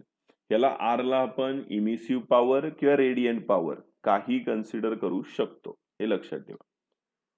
कुणाला काय डाऊट असेल? इमिशन बद्दल बोलतोय. इमिशन म्हणजे काय? एखादा ऑब्जेक्ट आहे, त्यातून हीट रेडिएशन किती इमिट करेल आणि ते कशावरती डिपेंड आहे त्याच्याबद्दल आपण बोलतोय. कुठलाही असू, चहा असू, काही असू, काही, त्यातनं इमिशन किती करेल, त्यात किती एरिया, किती मोठा कप आहे म्हणजे एरियावरती डिपेंड आहे, किती टाइम ठेवलाय त्याच्यावरती डिपेंड आहे. त्याच्यावरतून हे सगळं काढलेलं आहे. मग पॉवर, जेवढा मोठा कप रेडिएशन तेवढं जास्त पटपट, आणि पटपट थंड होणार, हे पण आहे. बरोबर, सिंपल आहे. थोडा विचार करा. कप मध्ये घेतलं तुम्ही चहा आणि डिश मध्ये घेतला, लवकर थंड कुठला होणार? डिश मधला. एरिया जास्त आहे, रेडिएशन पटपट होणार, असं असतं. नेक्स्ट, आता कोइफिशियंट ऑफ इमिशन. आता कोइफिशियंट ऑफ इमिशन जसं आता बघितलं आपण रेडिएशन वगैरे, तसं इमिशनचं पण असतं. की हे कशाने करतात? नीट बघा, सिंपल पॉइंट आहे. सरफेस ऑफ इमिशन म्हणजे परफेक्टली ब्लॅक बॉडी बरोबर आपण करायचं असतं. परफेक्टली ब्लॅक बॉडी, त्याला आर बी म्हणतात. म्हणजे तुम्हाला एखाद्या गोष्टीचं काढायचं असेल कोइफिशियंट ऑफ इमिशन, तर E emission, coefficient of emission. R, R म्हणजे काय? Emissive power. लक्षात ठेवा, emissive power divide by emissive power of black body. सगळ्यात जास्त इमिसिव्ह पॉवर, सगळ्यात जास्त ऍब्झॉर्ब करतोय, मग इमिट पण तेवढं जास्त करणार. मग त्याचा अर्थ काय असणार आहे? सगळ्यात जास्त इमिसिव्ह पॉवर ह्या जगात कुणाची असती? सगळ्यात जास्त ब्लॅक बॉडीची. मग त्याच्या रिस्पेक्ट टू कम्पेअर करणार आपण. कळतं? त्याच्या रिस्पेक्ट टू कम्पेअर करून एखाद्या कुठल्याही ऑब्जेक्ट म्हणजे बघा, परत एकदा बोलतोय काय मी, आपल्याकडे दोन बॉडी आहेत. एक नॉर्मली ऑर्डिनरी बॉडी आहे आणि एक परफेक्टली ब्लॅक बॉडी आहे. तर हा सगळ्यात जास्त ऍब्झॉर्ब करतो, मग सगळ्यात जास्त इमिट करण्याची ताकद याच्यात असणार आहे, असं त्यांचं म्हणणं आहे. ताकद करतोय असं नाही म्हणत आपण, सगळ्यात जास्त इमिसिव्ह पॉवर कुणात जास्त असणार याच्यात. मग कम्पेअर टू हा याच्यापेक्षा तरी कमीच ऍब्झॉर्ब करणार आहे. मग हा रेडिएट तेवढा नाही करणार आहे, कमीच रेडिएट करणार आहे बाहेर. मग म्हणून ह्या दोघांना कम्पेअर करतात, डिवाइड करायचं. ह्याला आर बी म्हणणार आहे आणि ह्याला याची रेडिएशन पॉवरला आर म्हणणार आहे. म्हणून आपण R divide by R B करायचं, हे असं म्हणणं आहे त्यांचं. मग तुम्हाला एक फॉर्म्युला मिळला, E is equal to R upon R B. आता खाली एक पॉईंट दिलाय, परफेक्टली ब्लॅक बॉडीची इमिसिव्ह पॉवर. आता सिंपल आहे, त्याच्यावर तुम्ही टोटल ई काढायचं आहे ना. आर बी आहे, वरती आर आहे. आता सगळी 100% तो समजा बाहेर टाकतो आपण, ह्याला 100% कन्सिडर करतोय. वरती सुद्धा 100च लिहिणार आहे, वरती पण आरबीच लिहिणार आहे ना. इमिसिव्ह पॉवर काढायचंय, मग कॅन्सल आउट झालं, आन्सर किती येणार? 1. ओके. आणि परफेक्टली रिफ्लेक्टेड. परफेक्टली रिफ्लेक्टेड म्हणजे काय? की टोटली एनर्जी रिफ्लेक्ट करतोय. कळतंय? टोटली एनर्जी काय करतोय? रिफ्लेक्ट करतोय. अशा बॉडीला वरती काय लिहिणार आपण? जो रिफ्लेक्ट करतोय बघा, एनर्जी पडतीये, ती आहे तशी एनर्जी परत जातीये. मग आज जर काय एनर्जीच नाहीये, तर तो बाहेर काय टाकणार? काहीच नाही, झिरो टाकणार बाहेर. कळतंय? जर सगळीच्या सगळी काय करतेय? रिफ्लेक्ट करतेय, आत काहीच येत नाहीये. मग आत काही येत नाही तर बाहेर काय येणार? काढणार तो. बरोबर? मग इथे काय लिहिणार आहे? 0. मग फायनली आन्सर येणार आहे 0. म्हणजे जो काही रिफ्लेक्टर आहे त्याचे इमिसिव्ह पॉवर काय असणार आहे? 0.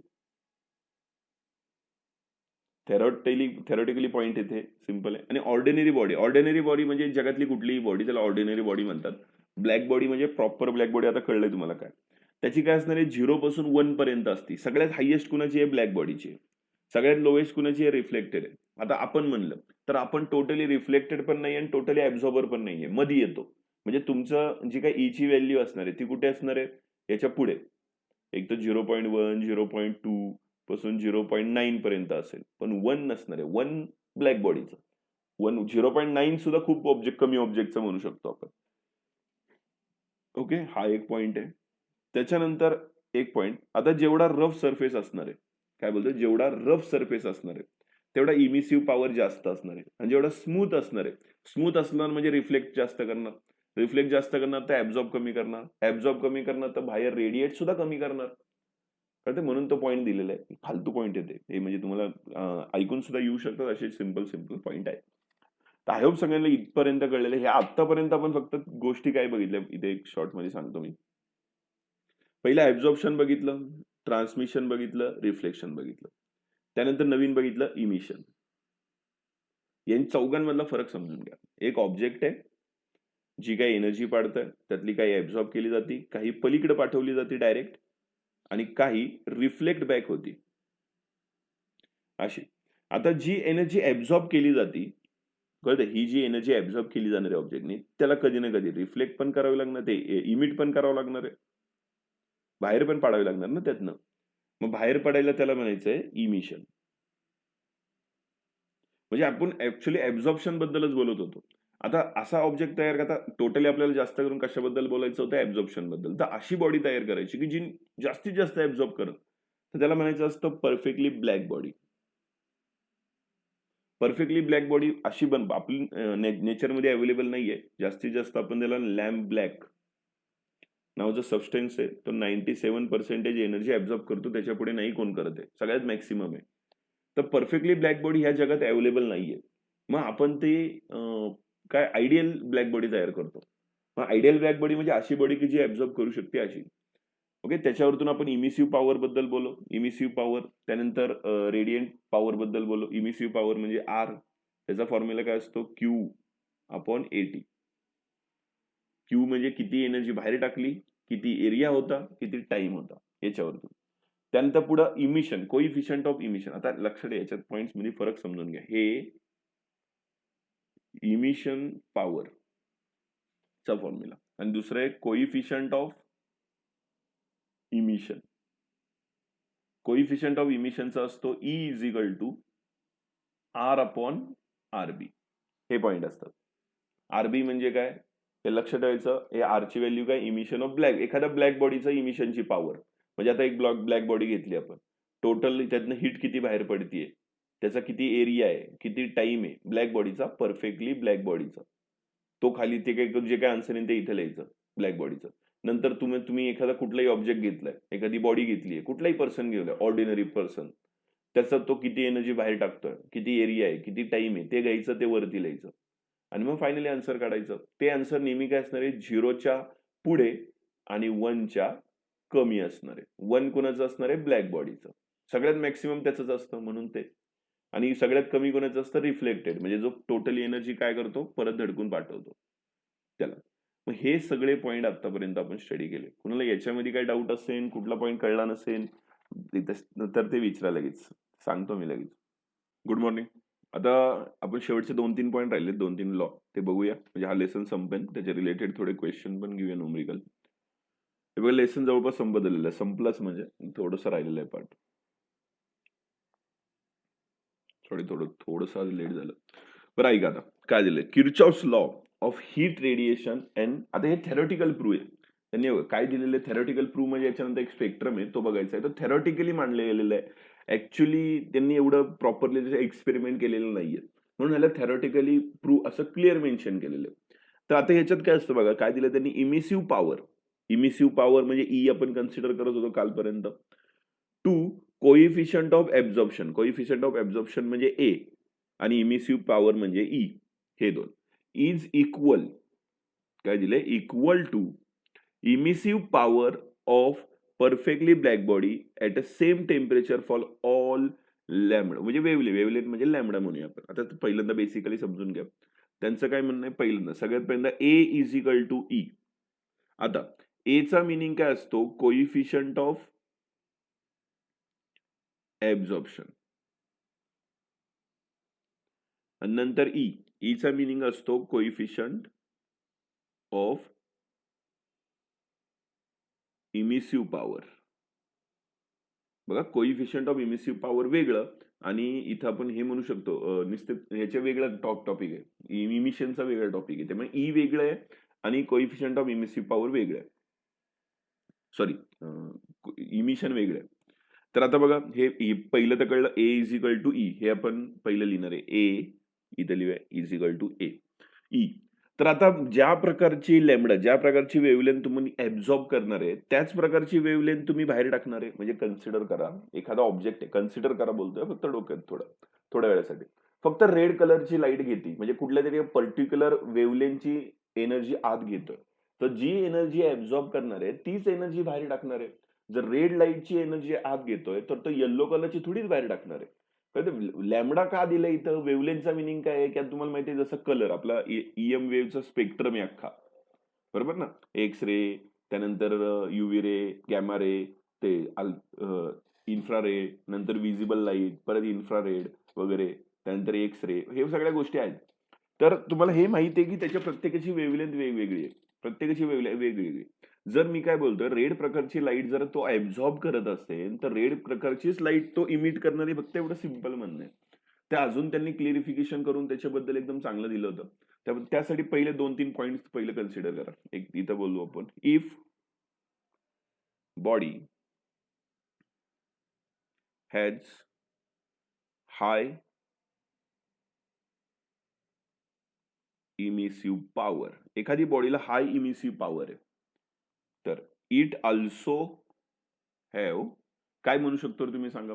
एखादी, मी समजा कन्सिडर करा म्हणतो, एखादी बॉडीला इमिसिव्ह पॉवर खूप जास्त आहे, तर त्याला अजून काय हाय, हे क्वेश्चन कोणी सांगू शकतं का? वरती दिलेल्या गोष्टींवरतूनच सांगा. अरे इमिट करतोय जास्त, इमिसिव्ह पॉवर जास्त आहे म्हणजे तो ऍब्झॉर्प्शन पण तेवढा जास्तच करत असणार ना. जो जास्त ऍब्झॉर्ब करणार तो जास्त इमिट करणार. सिंपल आहे. जो जास्त ऍब्झॉर्ब करणार तो जास्त इमिट करणार. Has high absorptive power. Correct. Absorptive power, बरोबर आहे. आता हाय ऍब्झॉर्प्टिव्ह पॉवर, आता याच्या उलट पण तुम्हाला माहिती आहे. याच्या उलट म्हणजे काय, फक्त हायच्या ऐवजी लो लिहू शकता तुम्ही. स्टेटमेंट काय परत परत वेळ नाही घालवत आपण. फक्त इथं हायच्या ऐवजी काय लिहिणार आहे, लो. जर लो इमिशन करताय तर याचा मिनिंग काय, ते लो ऍब्झॉर्ब पण करताय. हे बेसिक पॉईंट होते. किर्चॉफ्स लॉ सांगायची गरज नाही, आपल्या डेली लाईफ मध्ये सुद्धा आपल्याला समजून येतात. त्यानंतर पुढे, आता किर्चॉफ्स लॉ काय करत होतं, त्यांना थेरॉटिकली प्रूव्ह दिलं त्यांनी एक्सपेरिमेंटली. आता ते कसं दिलं होतं बघा. त्यांनी एक एक हे घेतलं, काय म्हणू शकतो आपण, एक कन्सिडर केले 2 ऑब्जेक्ट, एक शेप घेतला, जॉमेट्रिकल शेप म्हणे याला, आणि याच्यामध्ये काय केले, 2 पीस, म्हणजे 2 पीस म्हणजे आता हे बघा, एक रॉड लावला, असं रॉड म्हणण्यापेक्षा धागावर वॉट एव्हर, आणि त्याला 2 ऑब्जेक्ट लावले. एकाला आपण तात्पुरतं ए म्हणू, एकाला बी म्हणू. त्यातला जो एक बॉडी आहे ती ऑर्डिनरी बॉडी आहे. समजून घ्या, ए ही जी बॉडी आहे ती बॉडी काय आहे, ऑर्डिनरी बॉडी आहे. ऑर्डिनरी बॉडी म्हणजे काय, नॉर्मल कुठलंही उचलायचं आणि लावून टाकायचं, त्याला म्हणायचं ऑर्डिनरी बॉडी. ऑर्डिनरी बॉडी म्हणजे एखाद्या पर्सनला उचलून जरी लावला तरी ते ऑर्डिनरी बॉडी. आणि दुसऱ्या साईडला जो दिसतोय तो ऑर्डिनरी बॉडी नाहीये, तो परफेक्टली ब्लॅक बॉडी आहे.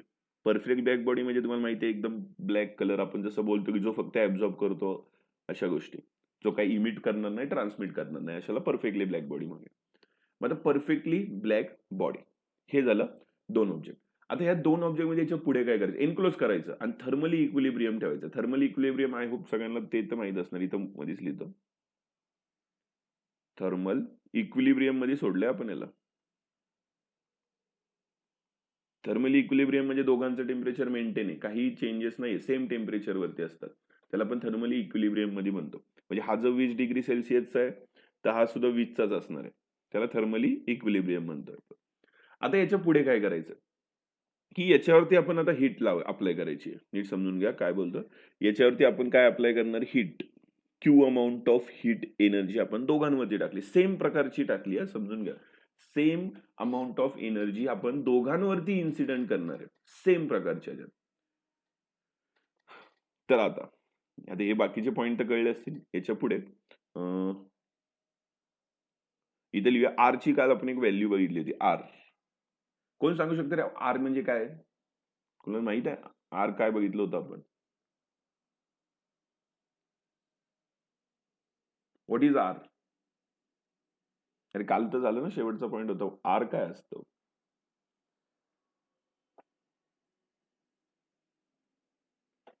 एवढा वेळ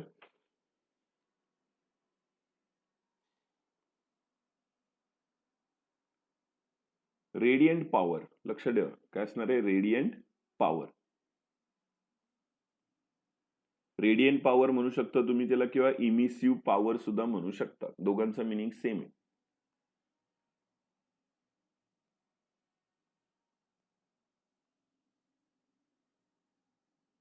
दोघांचा मिनिंग सेम आहे. त्याचा फॉर्म्युला होता आठवत असेल तर क्यू अपॉन एटी.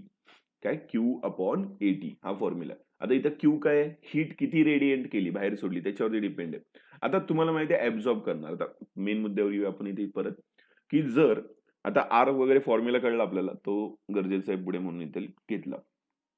परत आता आपण एक्सपेरिमेंट घेऊया. क्यू अमाऊंट ऑफ हीट आपण ए वरती आणि बी वरती दोघांवरती टाकलं. दोघांवरती जर आपण क्यू अमाऊंट ऑफ हीट टाकली तर दोघे ऍब्झॉर्ब करणार काहीतरी प्रमाणात. हे आपल्याला माहिती आहे ब्लॅक बॉडी जास्त ऍब्झॉर्ब करणार, बट इकडचा पण थोडी तरी ऍब्झॉर्ब करेल ना. मग आता ऍब्झॉर्ब करणार तर हीट बाहेर पण सोडणार. हीट बाहेर सोडलं की आलं रेडियंट पॉवर. रेडियंट पॉवरशी आपल्याला त्याचे संबंध आला. आता हीट ऍब्झॉर्ब किती करणार, समजा ए म्हणतो आपण, हीट ऍब्झॉर्ब किती करणार. तर आता तुम्हाला एक माहिती आहे, हा जी काही हीट ऍब्झॉर्ब करणार आहे आपण त्याला काय म्हणू शकतो, क्यू ए. किती अमाऊंट ऑफ हीट ऍब्झॉर्ब करणार आहे, क्यू ए. मग आपण इथे लिहूया फॉर्म्युला, तो क्यू ए. हे फॉर्म्युला ते आपल्याला माहितच आहे. क्यू ए किती एनर्जी ऍब्झॉर्ब करतो किती टाकल्यावरती. म्हणजे जर आपण त्याच्यावरती 100 अमाऊंट ऑफ एनर्जी टाकली आहे आणि त्यांनी केली आहे 50 ऍब्झॉर्ब, तर ते आपण 50 आपण 100 लिहितो, बरोबर. तर असं म्हणतो. तर आता हा क्यू इकडे पाठवला तर इथं फॉर्म्युला काय करणार आहे, Q A is equal to A Q. Q A. आणि हा कशाचा फॉर्म्युला म्हणू शकतो आपण, absorb by body A. A वाल्या बॉडीने ऍब्झॉर्ब केल्यासाठी आपण कन्सिडर करतो. आता परत बघा, आता दोन बॉडी आहेत आपल्याकडे. आता बॉडी 1 बॉडी 2 फॉर बॉडी ए. आता बॉडी ए जेवढी तो ऍब्झॉर्ब करणार आहे तेवढी इमिट पण करणार आहे. काय स्वतःकडे ठेवून त्याचं काहीच करू शकत नाही तो. त्याचं absorb heat is equal to काय म्हणू शकतो आपण, इमिसिव्ह किंवा इमिशन पॉवर. इमिटेड हीट दोन्ही एकमेकांना काय असणार आहे, सेम असणार आहे. ऍब्झॉर्ब किती केली, वरती हा फॉर्म्युला बघा काढलेला आहे आपण. ही एवढी एनर्जी त्यांनी काय केली आहे, ऍब्झॉर्ब. आपण घेऊया इथं ए क्यू. इमिट काहीतरी करणार, ते कशावरती डिपेंड असतं, रेडियंट पॉवर. त्याची पॉवर किती आहे रेडियंट, म्हणजे आर इज इक्वल टू आपण आर लिहिणार. हे पहिला मुद्दा झाला. आता बॉडी बी साठी, फॉर बॉडी बी. आता बॉडी बी कोण आहे, हाय आपली व्हॅल्यू कशाची, ब्लॅक बॉडी आहे. ब्लॅक बॉडी म्हणजे तो काहीतरी अमाऊंट ऑफ हीट ऍब्झॉर्ब करणार आहे. इथे तुम्ही बाजूला लिहू शकता हे कशासाठी होतं, ऑर्डिनरी बॉडी. Ordinary body. आणि हे कशासाठी बघतो आपण, परफेक्ट ब्लॅक बॉडी. आता परफेक्ट ब्लॅक बॉडी याच्यात काय असणार, याच्यात पण सेम, जेवढा तो ऍब्झॉर्ब करत असणार आहे तेवढा तो इमिट पण करत असणार आहे. आता तो ऍब्झॉर्ब किती करणार आहे, क्यू अमाऊंट ऑफ हीट. आता परफेक्टली ब्लॅक बॉडी आपण काय कन्सिडर करतो, तो सगळीच ऍब्झॉर्ब करतो असं आपण कन्सिडर करतो. सिंपल आहे ना. काल आपण बघितलं की पहिली जी ऑब्जेक्ट आहे तो थोडीफार ऍब्झॉर्ब करेल, पण जो ब्लॅक बॉडीवाला असतो तो काय करतो, सगळी आत घेत असतो नुसती. जेवढी मिळते त्याला कमीच असतं, पण तो आत घेतो. इजिकल टू आपण काय घेणार आहे, आरबी. आरबी म्हणजे काय, emissive power of a perfectly black body. हे आपण काल बघितले. त्यानंतर ई ची व्हॅल्यू काढतो. ईचा फॉर्म्युला काय असतो, आर अपॉन आरबी. तर हे काय असतं, इमिसिव्ह पॉवर. एक मिनिट,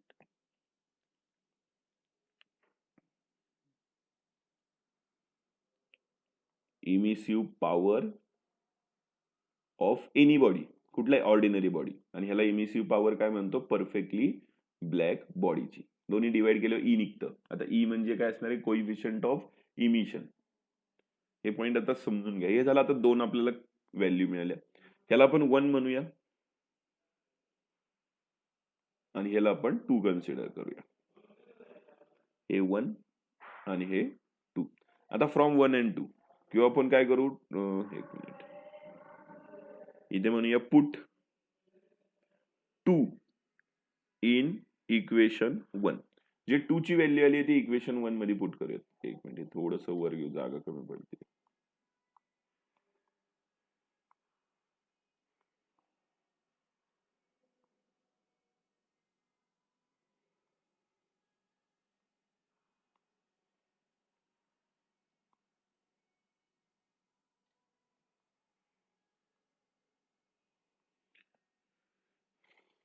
हे दोन जर आता एकत्र केले, 2 काय करायचं आहे, इन इक्वेशन 1 म्हणजे याच्यात टाकलं तर कुठे येणार आहे, फक्त ह्या क्यूच्या जागेवरती आपण आर बी लिहिणार आहे. मग इथे काय लिहिणार आहे, ए आणि इथे लिहिणार आहे R B is equal to R. ही व्हॅल्यू मिळाली. आता जर आरबी पलीकडे गेलं तर ए इज इक्वल टू काय होतं, आर अपॉन आरबी झालंय आपलं. आणि आपण कालच बघितलं की आपण इथे लिहू शकतो वी नो दॅट, आणि मगाशी मी सांगितलं आत्ताच की ई ची व्हॅल्यू काय असते. ई ची व्हॅल्यू काय असती, emissive power of any ordinary body divide by emissive power of black body. हे आपल्याला ऑलरेडी माहित आहे, कालच आपण हा फॉर्म्युला बघितला. याचं पण ए आलं आणि त्याचं पण ए, दोन्ही जर एकमेकांना इक्वल असेल तर फायनली आपण काय लिहू शकतो, ए इज इक्वल टू ई. मग हेच म्हणणं कोणाचं होतं, किर्चॉफचं. तर किर्चॉफचं म्हणणं एवढंच होतं की जेवढी तुम्ही ऍब्झॉर्प्शन पॉवर आहे तेवढीच इमिशन पॉवर असणार आहे. नॉर्मल म्हणणं आहे, कोणीही सांगू शकतं. पण हे लक्षात ठेवा की हे त्यांनी थेरॉटिकली प्रूव्ह केले. म्हणजे जसं आपण ना पूर्ण हे एक्सप्लेनेशन इक्वेशन घेऊन प्रूव्ह केलेले. आता इक्वेशन पण किती सोपे आहेत, तुम्ही कोणीही काढू शकता. ए काय म्हणायचं, टी काय म्हणायचं, आर पाय, हे नॉर्मली इक्वेशन बनवलेले आहेत. म्हणून हे थेरॉटिकली प्रूव्ह केले त्यांनी. ऍक्च्युली प्रॅक्टिकल मध्ये त्यांनी काहीच प्रूफ त्याचं एक्सप्लेनेशन नव्हतं दिलं. प्रॅक्टिकली एक्सप्लेनेशन नव्हतं दिलेलं. हे जस्ट सांगितलं की असं ठेवलं तर असं निघत.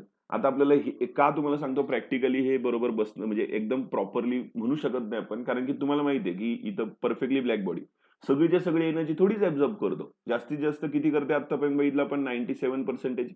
97% ऍब्झॉर्ब करतं. मग तुम्ही डायरेक्ट इथं काय म्हणले आपण, तो ऍब्झॉर्ब किती करतोय सांगितलं आपण, अख्खीच्या अख्खी क्यू अमाऊंट ऑफ इट, म्हणजे जेवढी त्याच्यावर टाकून सगळी ऍब्झॉर्ब करेल. तिथंच थोडंसं कळते आपल्याला की हे थोडंसं कॅल्क्युलेशन करून नाही केलेलं, हे थेरॉटिकली प्रूव्ह केलेलं आहे. मग यांनी थेरॉटिकली सांगितलं की ए इज इक्वल टू ई. बस हा मेन मुद्दा आहे, ए इज इक्वल टू ई. हे थेरॉटिकली सांगितलं. आता ते तुम्ही हा क्वेश्चन विचारता मग इथं हे लॅमडा बिमडाची व्हॅल्यू कुठून, वेवलेंथ कुठून आणली, वेवलेंथचं काय ते आपण आता बघणार इथनं पुढं. म्हणजे किर्चॉफ्स लॉचं एक स्पेक्ट्रम त्यांनी पुढे सांगितलं. त्या स्पेक्ट्रम मध्ये काय म्हणणं होतं, एक मिनिट हे रफ करतो.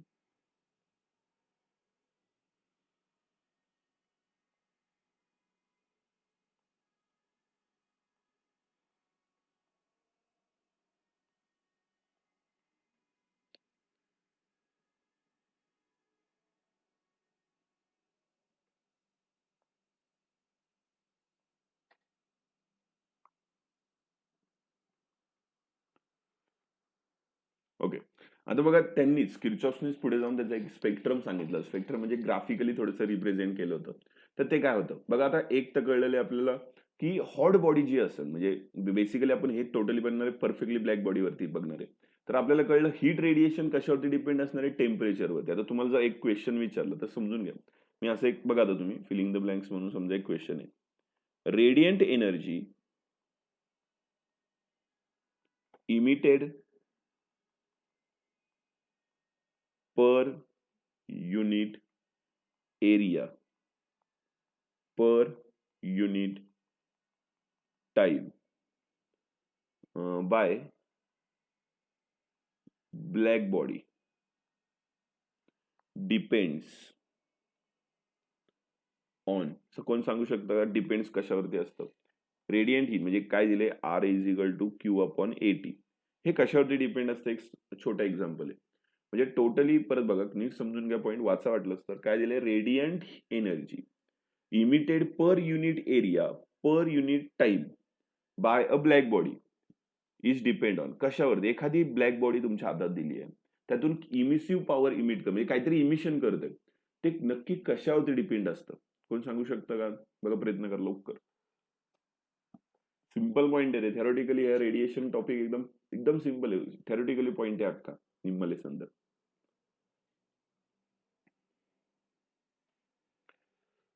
एखादी गोष्ट किती इमिट करतीये, इमिशन किती होतंय, हे त्याच्या ऍब्झॉर्प्शन वरती डिपेंड असतं. आणि एखादा ऍब्झॉर्प्शन किती करतंय हे त्याच्या इन्सिडंट हीट वरती डिपेंड असतं. बरोबर, ऍब्झॉर्प्शन वरती. पण ऍब्झॉर्प्शन पण कशावर डिपेंड असतं, एखादी गोष्ट ऍब्झॉर्ब कधी करणार, ज्यावेळेस टेम्परेचर हाय असणार. म्हणजे हे टोटली सगळं डिपेंड कशावरती असणार आहे, टेम्परेचर वरती.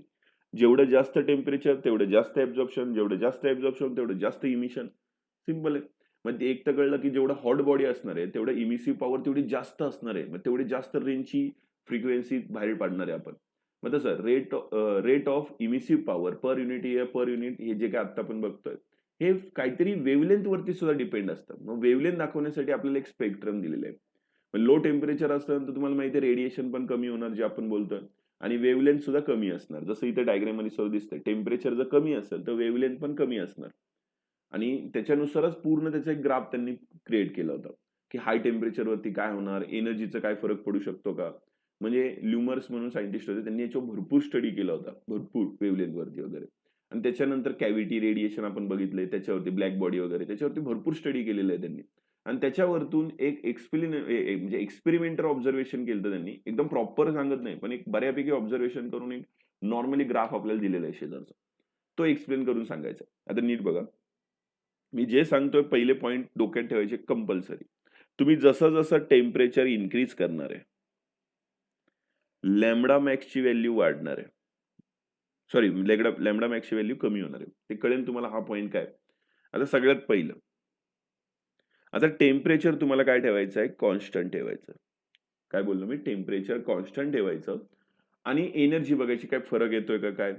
तर नेहमी लक्षात ठेवायचं जी काय एनर्जी असणार आहे, एनर्जी इज नॉट युनिफॉर्म. एक मिनिट.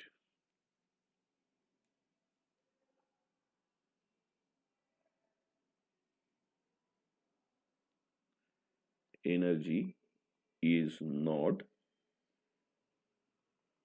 युनिफॉर्म. नॉट युनिफॉर्म म्हणजे काय बघा, युनिफॉर्म काय, नॉन युनिफॉर्म काय. आता बघा थोडंसं हे ग्राफ सांगायच्या आधी मी तुम्हाला एक पॉईंट सांगतो. बघा आता ग्राफ काढलाय आपण, सपोज हा ग्राफ आहे, हे वेव्हलेंथचा इकडे लॅम्बडाचा आहे, आणि वरती सपोज कन्सिडर करू आपण की त्यांच्या स्पेक्ट्रम म्हणजे एनर्जी बद्दल आहे, टोटल किती एनर्जी, रेडियंट पॉवर बद्दल आहे. म्हणजे आपण रेडियंट पॉवर म्हणजे आपण आर म्हणूया. ओके, आर इज चा फॉर्म्युला तुम्हाला माहिती आहे आता, Q/80 तो इकडे आहे. किती रेडिएशन दी म्हणजे बाहेर किती पडन याच्याबद्दल बोलतात. एक पर्टिक्युलर टेम्परेचर दिलं, समजा टेम्परेचर मी ठेवलं, एखादा बॉडी घेतली म्हणजे ब्लॅक बॉडी, ब्लॅक बॉडी घेतली, तिला टेम्परेचर ठेवलं समजा 300 नाही 280 केल्विन, 280 केल्विन हे टेम्परेचर ठेवलं, त्याला T1 म्हणलं. आणि काय केलं, हिट केलं, ऑब्झर्वेशन केलं की त्यातनं किती कुठल्या प्रकारची लाईट बाहेर पडते. तर नीट बघा मी काय बोलतो, हा पॉईंट कळला तरच तुम्हाला पूर्ण हे कळणार आहे टॉपिक म्हणजे हा काय. तर समजा मी तुमच्या हातात बॉडी दिली, एक ब्लॅक बॉडी दिली आहे, ते तुम्ही 280 केल्विनला तुम्ही त्याला हिट केलं, आणि तुम्हाला ऑब्झर्व काय करायचं, त्यातनं कुठल्या प्रकारची काय ते वेव्हलेंथ बाहेर पडली आहे. वेव्हलेंथ लक्षात ठेवण्यापेक्षा एक तुम्हाला सांगतो, वेव्हलेंथला चेंज तुम्ही कलर मध्ये करा थोड्या वेळासाठी. म्हणजे कुठल्या प्रकारची लाईट बाहेर येते.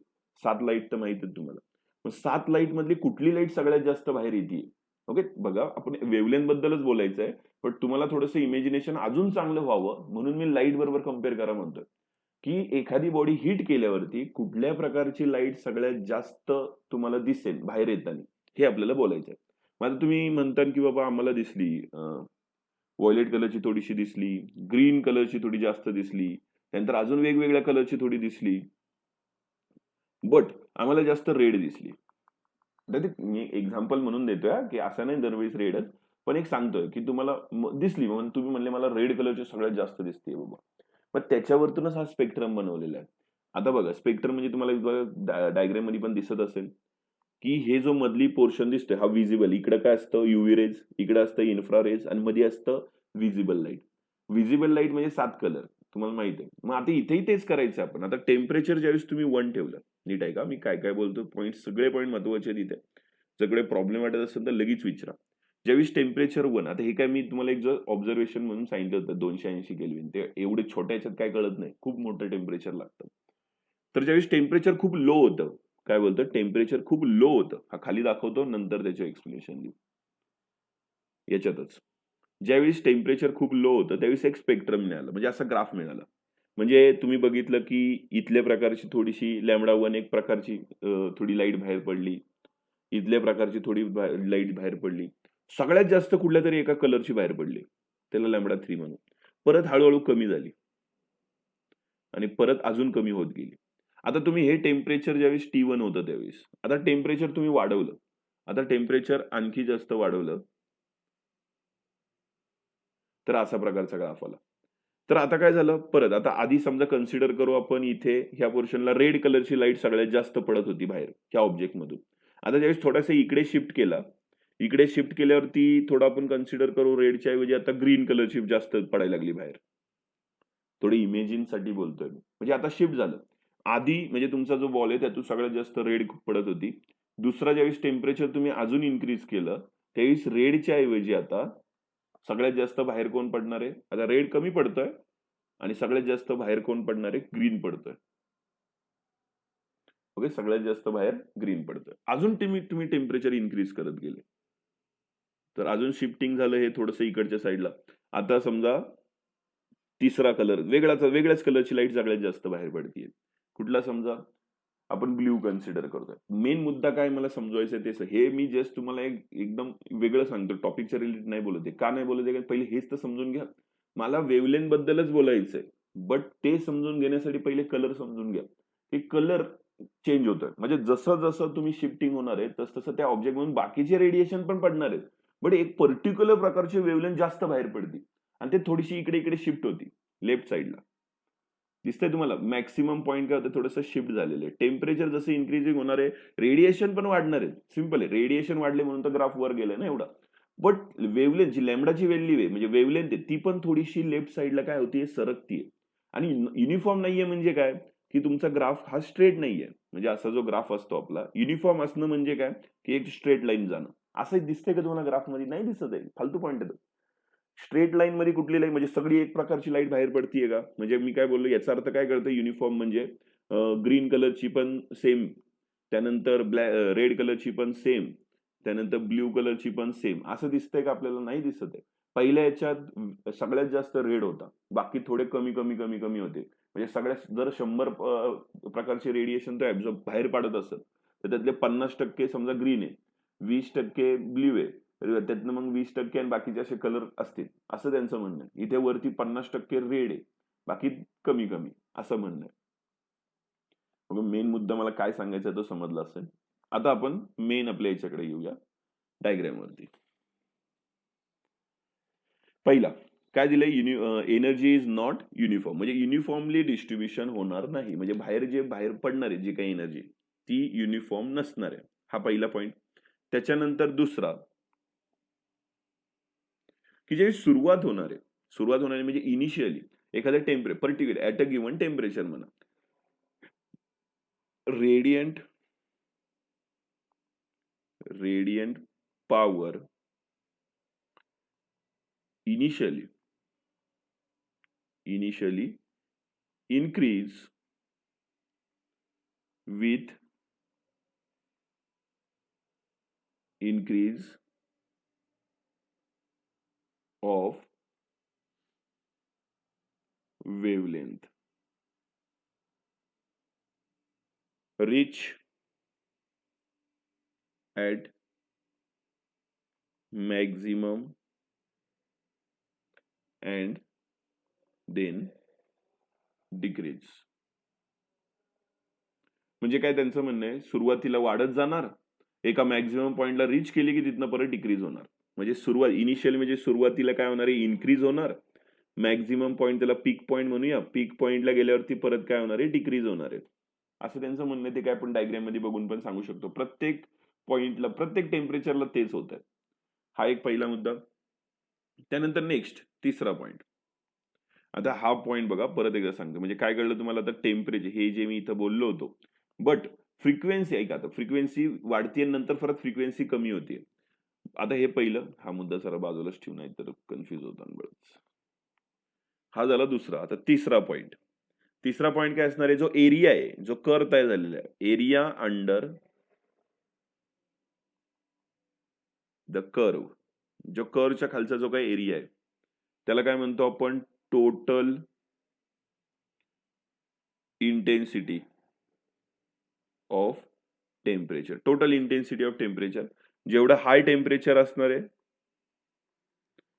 तेवढं मोर रेडिएशन होणार आहे, बरोबर ना. रेडिएशन जेवढं जास्त टेम्परेचर तेवढं रेडिएशन सुद्धा जास्त, म्हणजे बाहेर पडणार सुद्धा काय जास्त.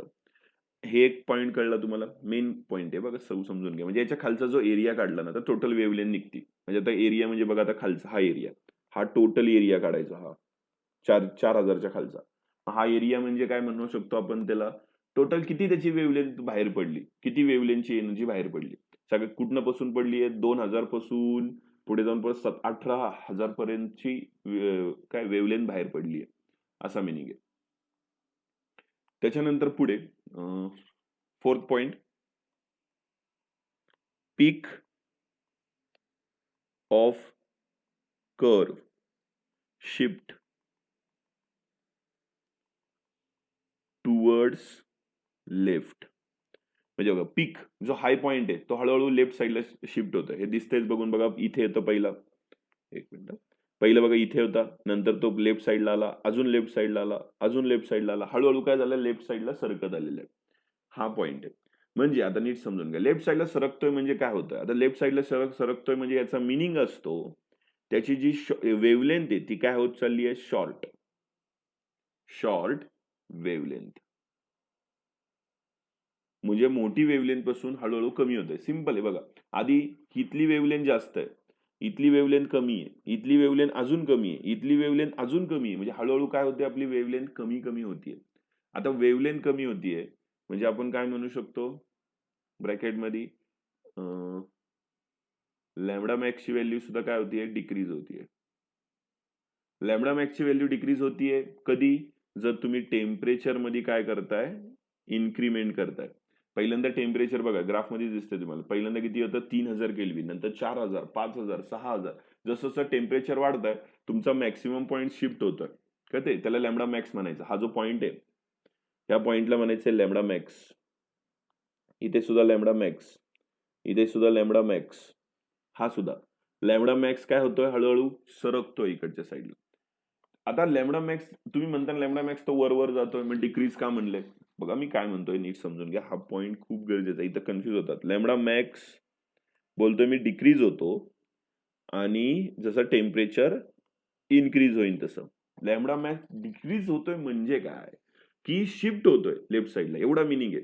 डिक्रीज होतोय म्हणजे त्याची वेव्हलेंथ, म्हणजे वेव्हलेंथ ती कमी होती, दिसते ना तुम्हाला. बघा आधी किती होती, इथं 8000च्या आसपास होती, नंतर किती झाली, 6000च्या आसपास, नंतर 4000च्या आसपास, नंतर हळूहळू तर काही ती जवळपास 4च्या कमी कमी, म्हणजे कमी कमी होत चालली आहे ना. मग लॅम्बडा मॅक्सची व्हॅल्यू काय होत चालली, हळूहळू कमी. म्हणजे पहिल्यांदा जसं मी बोललो की कन्सिडर करा, इथं रेड प्रकारची लाईट सगळ्यात जास्त बाहेर पडत होती एखाद्या ऑब्जेक्ट मधून.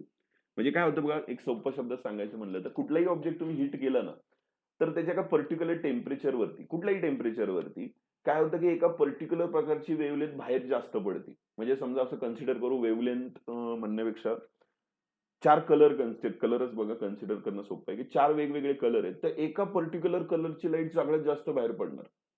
त्याच्यानंतर तुम्ही अजून थोडंसं त्याची टेम्परेचर वाढवलं तर तो कलर जास्त नाही पडणार, आता जो आधी पडत होता त्याच्याऐवजी दुसरा कुठला कलर जास्त बाहेर पडणार, जास्त. म्हणून त्याला बघा, आणि पण त्याची वेव्हलेंथ काय असणार आहे, आधीच्या पेक्षा कमी असणार आहे, कळते. मग त्याच्यापेक्षा पुढे तुम्ही टेम्परेचर वाढत गेले तर हळूहळू कलर मध्ये शिफ्टिंग होणार. म्हणजे आता 4 कलर असे तुम्ही लाईनीत लावलेत, कन्सिडर करा. तर आधी सगळ्यात जास्त याचं बाहेर पडतंय ज्यावेळेस टेम्परेचर 1 होतं. ज्यावेळेस टेम्परेचर तुम्ही 2 केलं त्यावेळेस आता हा सगळ्यात जास्त बाहेर नाही पडणार, आता सगळ्यात जास्त हा बाहेर पडणार. त्यानंतर टेम्परेचर 3 केलं की त्याच्यानंतर परत आता इकडचं बाहेर पडणार, हा कमी पडणार आता बाहेर. ओके, आणि अजून टेम्परेचर तुम्ही 4 वरती नेलं तर आता हा बाहेर पडणार सगळ्यात जास्त, असं मिनिंग आहे. की काय होतं, जसं जसं टेम्परेचर वाढवत जाणार आहे तुमची लॅम्बडाची व्हॅल्यू, म्हणजे कळते वेव्हलेंथ काय होणार आहे, हळूहळू कमी कमी होत चाललेली. हाच फक्त मेन मुद्दा आहे.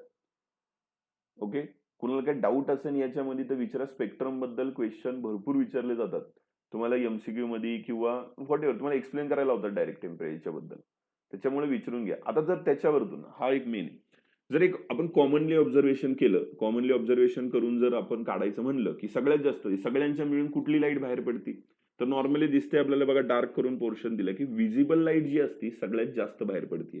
दिसते ना थोडंसं डार्क करून दिलेलं. मॅक्सिमम कुठली रेडिएशन बाहेर पडतात, सगळे पडतात, युव्ही रेज, अल्फा, परत काय इन्फ्रारेज, त्यानंतर विजिबल लाईट, पण सगळ्यात जास्त बाहेर कुठली पडती, विजिबल लाईट पडते. सिंपल. एखादी गोष्ट बघा, तुम्ही जास्तीत जास्त गरम करत गेले तर बघा त्याचा कलर तुम्हाला पहिल्यांदा फक्त गरम झाल्यावरती नुसतं कळत नाही, हात लावल्यावरती कळतं फक्त खूप गरम झालं. पण तुम्ही एका पर्टिक्युलर टेम्परेचर पुढे घेऊन गेले ना, रेड कलरचं दिसायला लागतो ऑब्जेक्ट. म्हणजे काय होतं की त्या प्रकारची वेवलेंथ तो जास्त बाहेर पडत असतो. हे तुमच्या डेली लाईफचं एक्झाम्पल सांगतो मी. कळतंय? म्हणजे तुम्ही का आता तुम्ही रेड कलर का दिसतोय तो? ते काय ऑलरेडी त्याचा रेड कलर होता का? नव्हता. तुम्हाला तो रेड दिसतोय. म्हणजे गोल्ड कुठलीही गोल्ड नाही, गोल्ड तर वितळतं. पण कुठलंही हे असू दे, की तुम्ही त्याला जर खूप टेम्परेचरवरती हीट केलं ना, तो आपल्याला रेड प्रकारचा दिसतो. रेडच्या नंतर मध्ये भरपूर कलर दिसतात, पण आपण रेड पटकन दिसतो आपल्याला. का? कारण की टेम्परेचर वाढलंय त्या प्रकारची हीट रेडिएशन बाहेर पडते त्यातनं. तेवढ्यात जास्त प्रकारची हीट रेडिएशन बाहेर पडते. म्हणून आपल्याला तो रेड दिसतो. जसा जसा थंड होईल तो आपापल्या कलरमध्ये म्हणजे दिसतो नंतर आपल्याला. बरोबर? जास्त करून तो ब्लॅकच दिसतो कारण की जळून गेलेला असतो. पण एक सांग, तर हे सगळे पॉइंट आहेत पूर्ण ह्या ग्राफवरतून एक्सप्लेन केलेले. तर कुणाला ह्या पॉइंटमध्ये काही फरक असेल, आता हे जस्ट थेरॉटिकल तुम्हाला माहिती आहे, हे एवढं काही म्हणजे एकदम आपण ॲक्युरेट नाही म्हणू शकत. पण एक कन्सिडर करू. आता एक तुमच्या डेली लाईफचा एक पॉइंट सांगू अजून एक. पीक पीक नाही, एक minute. At temperature 300 kelvin, around आपल्या रूम टेम्परेचर 300 केल्विन म्हणजे किती असतं? जवळपास 27 हां 273 म्हणलं किती होतं? 27च्या आसपास म्हणजे रूम टेम्परेचर म्हणा. The most intense of this wavelength म्हणजे कुठल्या प्रकारची वेवलेंथ बाहेर पडते? 5 मल्टिप्लाय बाय 10⁻⁻6 मीटर प्रकारची. आणि लक्षात ठेवायचं इथे लिहा radiant power is smaller for wavelength different from this value. म्हणजे वेवलेंथ थोडी थोडी वेगळी असते. आणि प्रॅक्टिकली बघितलं तर तुम्हाला माहिती ह्या टेम्परेचरवरती तुम्हाला एखादा ऑब्जेक्ट आहे, तो रेड कलरचा दिसतो. रेड लाईट दिसते ना, म्हणजे काय 300 degree Celsius room temperature. Red red म्हणण्यापेक्षा आपल्याला एखादी गोष्ट दिसती लांबपर्यंत, ती कुठली दिसती? रेड कलरची दिसते असं म्हणणं आहे. हा पॉईंट तसा एवढा इम्पॉर्टंट नाहीये, त्यांनी दिलेला आहे, बट एक सांगायचा प्रयत्न केला. वेवलेंथची रेंज कुठली असती? 5 मल्टिप्लाय बाय 10⁻⁻6. आता हे सगळं थेरॉटिकली एक्सप्लेनेशन होतं. बट ज्यावेळेस तुम्ही याचं पूर्ण त्यानंतर परत हे पॉईंट सोडून देण्यात, ज्यावेळेस पुढे परत त्याचे एक्सप्लेनेशन झाले, परत तुम्हाला माहित नसेल तर प्लँक सायंटिस्टनी याच्यावरती परत पुढे त्याला हे केलं होतं त्यांनी शॉर्ट, म्हणजे पूर्ण याच्यावरती 2 मॉडेल एक्सप्लेन केले होते. त्या 2 मॉडेलवरतून परत त्यांनी सांगितलं की स्पेक्ट्रम थोडा वेगळा, थोडासा याच्या रिलेटेड आणि थोडासा वेगळा बनतो. म्हणजे बऱ्यापैकी असाच आहे. पण त्यांनी एक्सपेरिमेंटली प्रूव्ह करून सांगितले होते. फॉर्म्युले वगैरे सगळे क्लिअर दिलेले आहेत. पण ते आत्ता तुम्हाला स्टडीला नाहीये.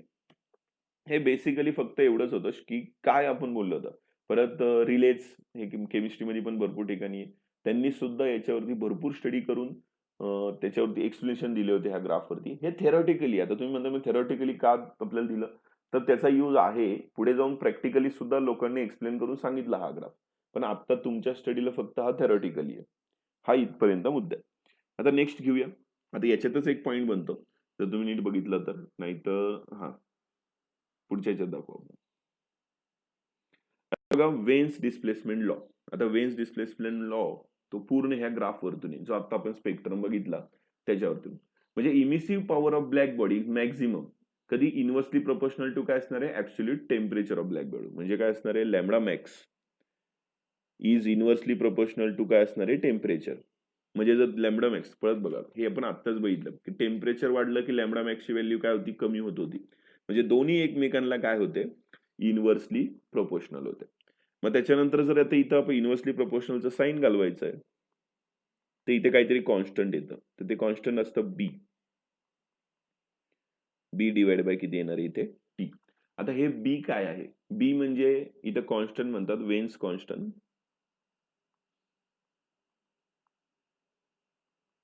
त्याची व्हॅल्यू आहे आपल्याकडे आहे 2.897 मल्टिप्लाय बाय 10⁻³ मीटर.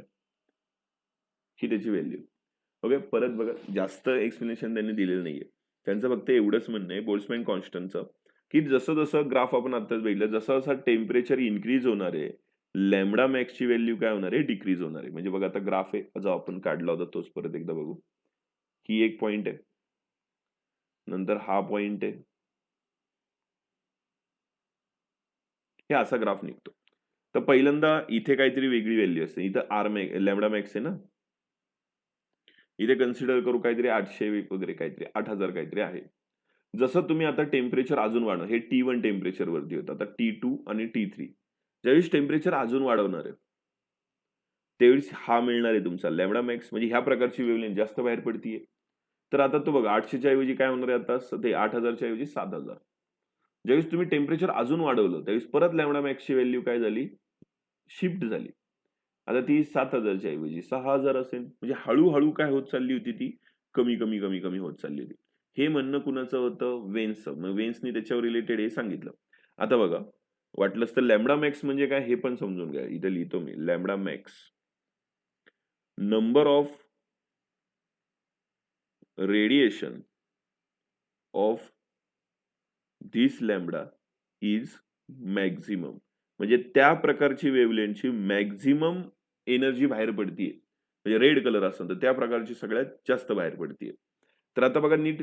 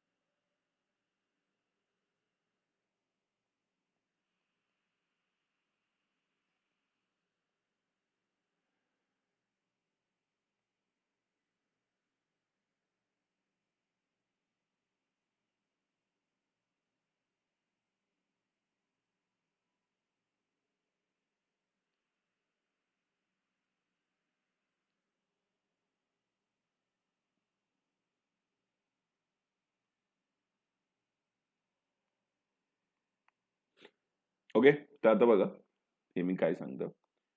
आता त्यांनी एक एक्सपेरिमेंटली पण सांगण्याचा प्रयत्न केला होता कसं डिक्रीज होतं. बघा आता इथं टेम्परेचर लिहितो मी आणि इथे लॅम्बडा मॅक्सची व्हॅल्यू लिहितो. तुम्हाला समजा समजा कन्सिडर करा टेम्परेचर तुमचं 2000 होतं. एक मिनिट.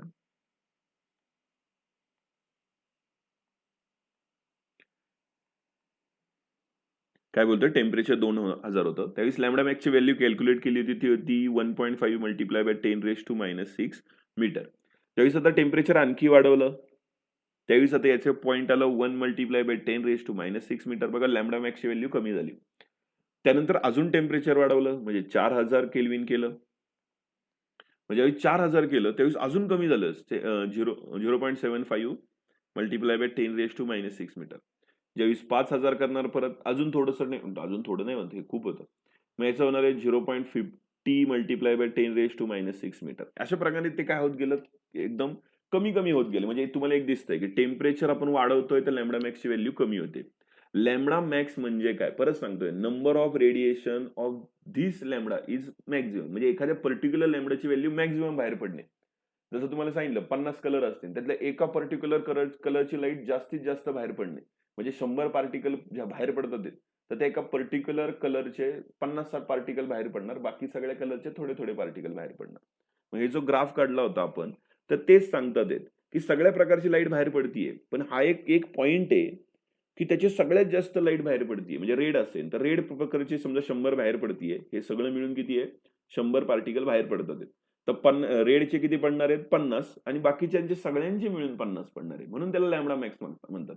लॅम्बडा मॅक्स म्हणजे काय हा पॉईंट समजून घेणं खूप महत्वाचं आहे. तुम्हाला जर नसेल एखादा पॉईंट कळला तर तिथल्या तिथे विचारून क्लिअर करा. महत्वाचे पॉईंट आहेत हे. याच्या रिलेटेड तुम्हाला न्यूमेरिकल किंवा हे बघा आणि एखादा फिजिक्स मध्ये तर असेल बेसिक कन्सेप्ट जर क्लिअर नाही केलं तर तुम्हाला मग कसल्याच क्वेश्चनचा आन्सर देता येत नाही. त्यामुळे ते क्लिअर करून घ्या. म्हणून मला जेवढं जमतं मी तेवढं तुम्हाला एक्सप्लेनेशन करण्याचा प्रयत्न करतो. तर हे काय कळलं या पूर्ण याच्यावरतून एक कळलं की ऍज टेम्परेचर इन्क्रीज, जसं जसं टेम्परेचर इन्क्रीज करणार आहे लॅम्बडा मॅक्सची व्हॅल्यू काय होणार आहे? डिक्रीज होणार आहे. डिक्रीज होणार म्हणजे काय करणार आहे? ते शिफ्ट करणार आहे. शॉर्टेस्ट वेव्हलेंथ बनणार आहे. डिक्रीज होती म्हणजे काय होती नक्की? डिक्रीज होती म्हणजे वेव्हलेंथ काय होती? शॉर्ट होती. शॉर्ट होती म्हणजे शिफ्ट होती. शिफ्ट कुठल्या साईडला होती? लेफ्ट साईडला होती. हे बेसिक आहे. मग याच्यावरतूनच फॉर्म्युला निघाला होता, lambda max is inversely proportional to temperature. मग तेच तिथं मग हे कुणी उचललं? हे कुणी सांगितलं? वेन्सनी सांगितलं. बस. हे सगळं शिकण्याचं कारण काय? मग हेच तर सांगायचं होतं मेन आपल्याला. ओके? अजून कोणाला काय याच्यात डाऊट असेल तर इथल्या इथं क्लिअर करा. आता हे झालं, हे पूर्ण व्हॅल्यू. ओके. हे सांगितलं कुणी? ह्यांनी वेन्सनी सांगितलं. त्यांनी सांगितलं की याच्या पुढेही की भरपूर असे नाही का वेगवेगळे हे असतात, रेड कलरचे स्टार वगैरे असतात, त्यांच्या रिलेटेड पण त्यांनी भरपूर कन्सेप्ट सांगितली होती. काही काही 10,000 केल्विन पर्यंत गरम असतात. रेड जायंट असतात, ते कूल केलं जातं 3,000 डिग्री. म्हणजे आपल्या आजूबाजूला सन, स्टार, मून हे सुद्धा असतात ना, त्यांचं पण टेम्परेचर आपण कॅल्क्युलेट करू शकतो. तर ते समजा सनचं टेम्परेचर काढायचं, तर ते कसं काढणार? की त्या सन मधून कुठल्या प्रकारची वेव्हलेंथ जास्त येते, मग त्याच्यावरतून टेम्परेचर काढलं जातं. कळतं? थोडीशी आयडिया लावा. याच्यात समजा तुम्हाला काढायचं, तुम्हाला माहिती आहे लॅम्बडा मॅक्स.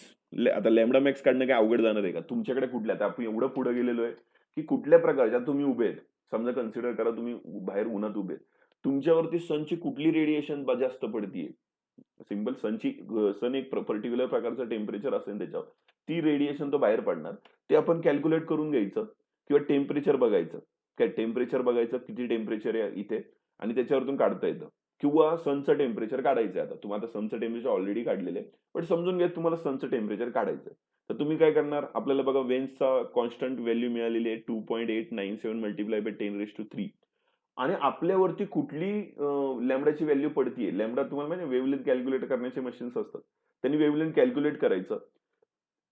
वेव्हलेंथ आणि बी हे डिवाइड करायचं, तुम्हाला सनचं टेम्परेचर मिळून जाईल. कळतंय? समजा तुम्हाला एखाद्या, आता आपलं मला माहित नाहीये लॅम्बडा मॅक्स किती असती, बट एक सांगतोय पर्टिक्युलर समजा असती व्हॅल्यू किती 2000 मल्टिप्लाय बाय 10⁻23 बी काहीतरी व्हॅल्यू मिळाली असती तुम्हाला. आणि बी ची व्हॅल्यू माहित आहे किती आहे? 2.897 मल्टिप्लाय बाय 10⁻³ मीटर. हे दोन्ही काय करायचं? डिवाइड करायचं. डिवाइड केल्यावरती तुम्हाला काय मिळणार आहे? टेम्परेचर ऑफ सन. सन मिळू दे, एखादा स्टार मिळू दे, मून मिळू दे, कुणाचाही तुम्ही टेम्परेचर डिटरमाइन करू शकता. मग तुम्ही कळते हे सगळं स्टडी करायची कारणं काय असतात? म्हणजे असं बळच उठून सुटत नसतात. काहीतरी कारण असतं बेसिकली. त्याचं कारण काय असतं की सनचं टेम्परेचर कुठल्याही ऑब्जेक्टचं काय हात लावून दरवेळेस त्या ऑब्जेक्टकडे जवळ जाऊनच टेम्परेचर चेक करावं असं थोडीच आहे. लांबून फॉर्म्युला यूज करून सुद्धा आपण सांगू शकतो की ज्याच्या प्रकारची लॅम्बडाची व्हॅल्यू जास्त येते टाका ती व्हॅल्यू करा सॉल्व्ह, असं असतं. एक एक्झाम्पल सांगितलं मी. मग हे सगळं वेन्स डिस्प्लेसमेंट लॉ तिथे यूज करता येतो. आता सगळ्यात शेवटचा पॉइंट आहे याच्या पुढे काय? Stefan's Boltzmann law. आता बघा स्टीफन्स बोल्ट्झमॅन काय लॉ आहे.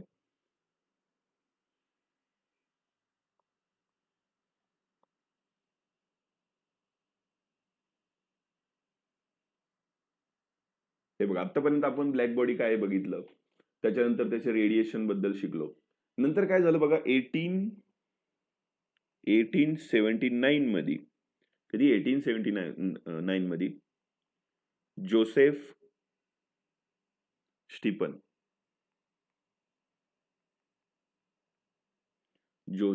स्टीफन एक त्यांनी प्रपोज केली थेरी. त्या कशाच्या रिलेटेड? रेडियंट पॉवरच्या रिलेटेड. तर त्यांचं आणि टेम्परेचरच्या रिलेटेड. तर ती थेरी खूप इम्पॉर्टंट. म्हणजे त्यांनी काय सांगितलं बघा, R is directly proportional to temperature raise to 4. कळतं? टेम्परेचरच्या रेस टू 4. आता आर ची व्हॅल्यू माहिती आहे बघा, इथे लिहितो मी. आर ची व्हॅल्यू किती असते? Q/AT emissive power. आर म्हणजे काय? Emissive power. मग त्यांचं म्हणणं होतं Q/AT is directly proportional to T⁴. हे त्यांचं म्हणणं होतं. याच्यात एक्सप्लेनेशन तुम्हालाही सांगितलेलं नाही, याच्यात सांगितले, व्हॅल्यू दिली त्यांनी. हे त्यांचं म्हणणं होतं. टेम्परेचर एक गिव्हन टेम्परेचर. आणि याच्याच नंतर 5 वर्षांनंतर, आफ्टर 5 years लेटर, दुसरे सायंटिस्ट होते बोल्ट्झमॅन. त्यांनी पण त्यांची थेरी एक्सप्लेन केली. ही यूज केलं थर्मोडायनामिक्स मध्ये, याचं डेरिव्हेशन सांगितलं. म्हणजे ह्यांनी थेरटिकली सांगितलं होतं नाही का. मग आले सायंटिस्ट, वाटलं कॅल्क्युलेशन बघितले मागच्या सायंटिस्ट लोकांचे, आपलं थोडीशी बुद्धी वापरली आणि सांगितलं. तर बोल्ट्झमॅननी याचं डेरिव्हेशन करून सांगितलं होतं. थर्मोडायनामिक्स मध्ये बघितले. थर्मोडायनामिक्स मध्ये आहे ते बघू, पुढच्या लेसन मध्ये तुम्हाला या लेसन आहे थर्मोडायनामिक्स, त्याच्यामध्ये कदाचित असेल, त्यावेळेस बघू. नसेल तर हा तुम्हाला नाहीये मग एक्सप्लेनेशन. असेल तर तरी पण मी ज्याला हवं असेल त्याला सांगेल. तर त्यांचं काय म्हणतात बघा, दोघांनी एक्सपेरिमेंट केले. एकांनी थेरोटिकली सांगितलं आणि एकाने म्हणजे एक्सप्लेनेशन म्हणजे जस्ट ऑब्झर्वेशन करून सांगितलं. नॉर्मली त्यांना असं पूर्ण डेरिव्हेशन वगैरे माहित नव्हते. नॉर्मली एक्सपेरिमेंट केला. आधीच्या सायंटिस्ट लोकांचा थोडा रिसर्च केला.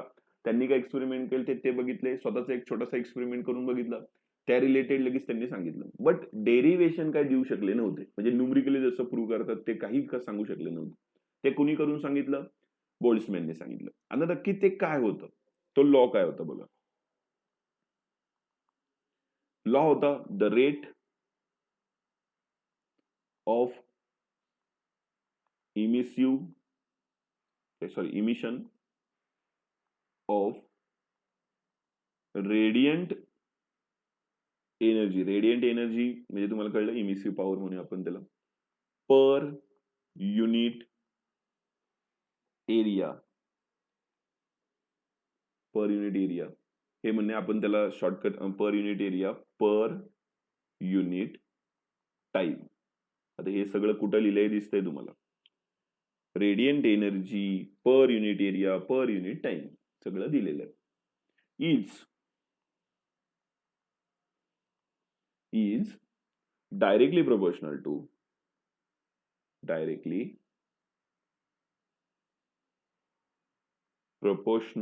to fourth power of absolute temperature.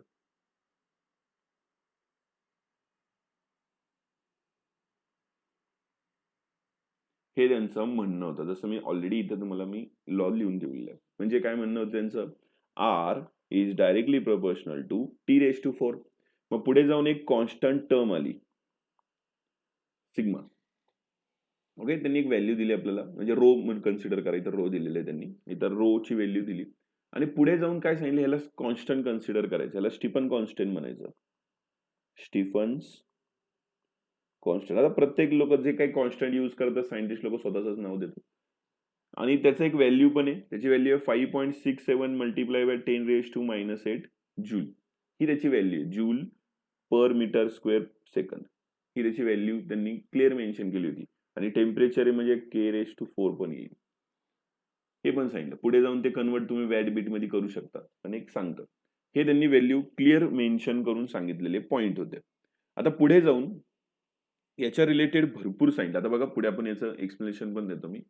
काय झालं हे कळलं असं. एक्सप्लेन कोणी केलं? दोघांनी मिळून हे एक्सप्लेन केलं होतं. याचं डेरिव्हेशन सध्या नाहीये. जस्ट नॉर्मली बघा.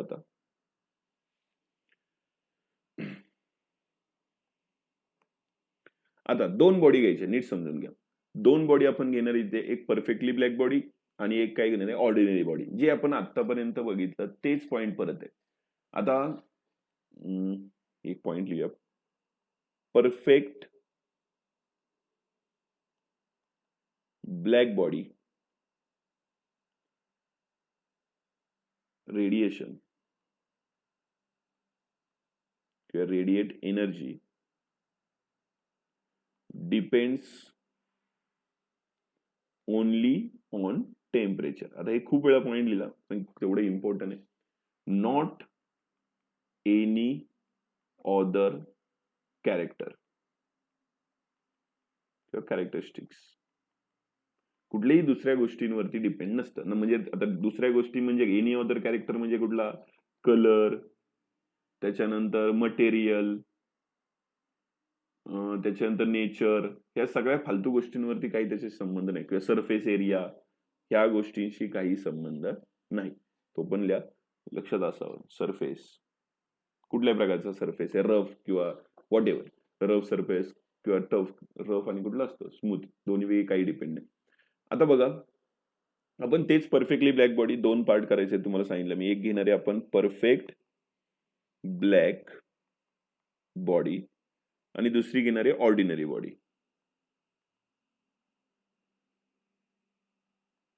ह्या दोघांमध्ये फरक काय सांगितला बघा, थोडासा सांगितलं. यांचं म्हणणं तर इथे काय घेतलं आपण आता, Q/AT 8 small t AT is equal to Stefan's constant आणि T⁴ असं म्हणणं आहे. हे कुणासाठी? एक नॉर्मली एखाद्या ब्लॅक बॉडीसाठी. तर इथे क्यूची व्हॅल्यू काय? क्यू म्हणजे कोण असणार आहे? रेडियंट एनर्जी किंवा रेडिएटेड अमाऊंट. आपण थोडंसं असं लिहूया, अमाऊंट ऑफ रेडियंट एनर्जी. किती एनर्जी केली? टीचा मिनिंग काय आहे? टाइम. त्यानंतर एचा मिनिंग काय आहे? Surface area. आणि या कॅपिटल टीचा मिनिंग काय आहे? टेम्परेचर. नीट समजून घ्या. स्मॉल टी वेगळं, मुद्दामून हे त्याच्यासाठीच लिहून दिलेलं आहे. टेम्परेचर वेगळं, हे वेगळं. आणि इथे केल्यावरती थोडासा फॉर्म्युल्यामध्ये चेंज द्यायचा. फॉर्म्युल्यामध्ये चेंज म्हणजे काय? हेच लिहायचं. फक्त इथे आपल्याला एक पॉइंट ऍड करावं लागेल. ऑर्डिनरी बॉडीमध्ये तिथे आहे ई. काय बोलतो? इथे काय ऍड करावं लागणार आहे? ई. आता ई म्हणजे काय? Emissive power. म्हणजे आता इमिशन पण महत्वाचं आहे ना किती, कारण की तो सगळी इथं पहिलं ब्लॅक बॉडीसाठी आपण का नाही दिलं? कारण की आपण असं कन्सिडर करतो की ब्लॅक बॉडी सगळंच ऍब्झॉर्ब करतं. पण तुम्हाला माहिती आहे ऑर्डिनरी बॉडी सगळं ऍब्झॉर्ब करत नाही. मग इमिसिव्हिटी पण लिहायला पाहिजे. सरफेसवरती डिपेंड असतं किती ऍब्झॉर्ब करण किती नाही करण. हे सरफेसवरती टोटली डिपेंड आहे. म्हणून तो पॉईंट तिथे द्यायला गरजेचं आहे. इमिसिव्हिटी ऑफ सरफेस असं म्हणू शकतो आपण. मग हा पॉईंट त्यांनी एक्सप्लेन करून सांगितला. त्यानंतर आता बघा, परफेक्टली ब्लॉक बॉडी जर आपण टेम्परेचर, टी टेम्परेचर होतं, हे इथपर्यंतच एक्सप्लेन. हे काय एक्सप्लेनेशन नाही, जस्ट फॉर्म्युले आहेत. दोघांमध्ये मला डिफरन्स सांगायचं, बाकी काय सगळं तर ते चिपकवणार. हे पण सेम असणार आहे, फक्त इथे एक पॉईंट ऍड होईल ईचा. ई म्हणजे काय इथे लिहितो? इमिसिव्हिटी ऑफ सरफेस. हा एक नवीन पॉईंट ऍड होईल, बाकी काही नाही. आता नेक्स्ट पॉईंट काय नाही, छोटासा पॉईंट याच्यातलाच आहे, पण एक छोटासा पॉईंट आहे बघा. आता काय कन्सिडर करणार आहे आपण इथे? कन्सिडर करू if perfectly black body having a absolute temperature. दोन टेम्परेचर टी आणि एक लोअर दॅन ऍब्सोल्यूट टेम्परेचर म्हणजे टी नॉट. याचं वरती लिहितो मी, सगळं लिहून देतो बघा तुम्हाला एकदम परफेक्टली. म्हणजे बुक तुम्हाला ओपन करायची पण गरज नाही, एवढं क्लिअर सगळं एक्सप्लेन करून देतो. आणि ह्याला म्हणणार आहे लोअर ऍब्सोल्यूट टेम्परेचर. लो आहे थोडंसं ऍब्सोल्यूट टेम्परेचर. आता या पोझिशनला काय असणार आहे? पर युनिट टाइम फॉर्म्युला तर तोच राहणार आहे. मग इथे काय घेणार आहे आपण? Q upon A T is equal to constant T⁴. इथे फॉर्म्युल्यामध्ये काय येणार आहे? तोच परत, फक्त इथे झिरोला ओ लावणार आपण, त्याला म्हणजे टी नॉट म्हणून आपण ही व्हॅल्यू लावली. तर आता लोअर, आता एक हे पॉईंट कळलं तर ऍब्सोल्यूट सराउंडिंग बघा, energy absorb from surrounding per unit area per unit time, हे झालं हे दुसऱ्याचं. लोअर टेम्परेचर आहे, लोअर टेम्परेचरचा ऑब्जेक्ट म्हणजे सराउंडिंग मधून एनर्जी ऍब्झॉर्ब करणार तो, एवढं तर लॉजिक कळतं. म्हणजे काय होणार? एक हीट लॉस. आता या दोघांमधून जर हीट लॉस काढायचं असेल, बघा इथे लिहितो मी, देअरफोर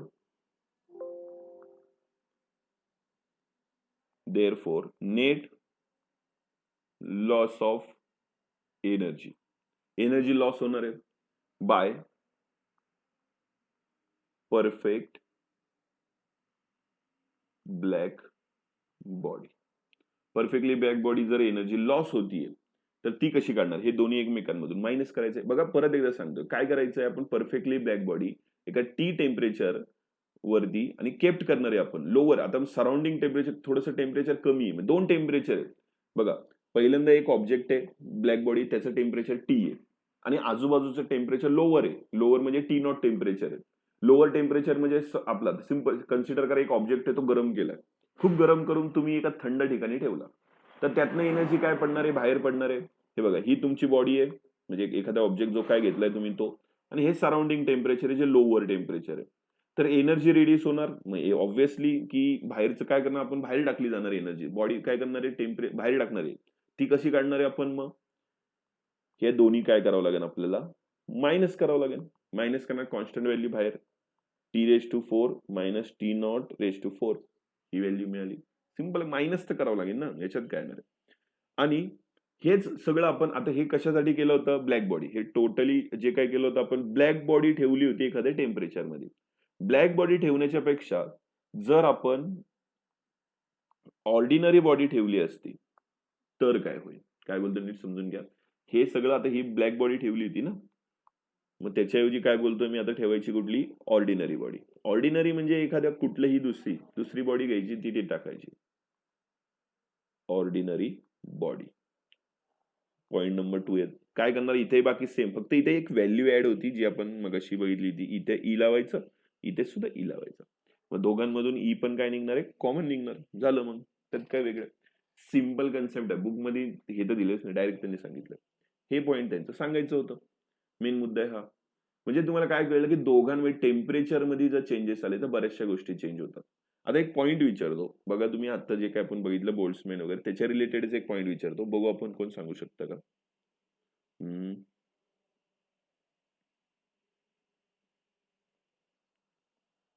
की सपोज ऍब्सोल्यूट टेम्परेचर जर डबल केलं, आपण काय बोलतो टेम्परेचर, बघा ऍब्सोल्यूट टेम्परेचर जर डबल केलं, टेम्परेचर जर डबल केलं, डबल स्क्वेअर नाही, डबल म्हणूया आपण. बघा पॉइंट काय लिहितोय, if absolute temperature is doubled then power radiated will increase. तर करेक्ट आहे, बट कितीने इन्क्रीज होणार, कोण सांगू शकतं का? टेम्परेचर जर डबल केलं तर, मी काय बोलतो बघा, टेम्परेचर जर डबल केलं तर तुमचं इमिशन किती होणार हे विचारायचं. फॉर्म्युला आत्ता दिलेला तोच फॉर्म्युला तुम्हाला सांगायचा. विचार करा फॉर्म्युला काय होतं, म्हणजे हे जे काही बोल्ट्झमॅन दिलं, स्टीफन कॉन्स्टंट दिलं होतं, त्याच्या रिलेटेडच काढायचं. थोडा विचार करा काय आहे, टेम्परेचर किती पटीने वाढणार.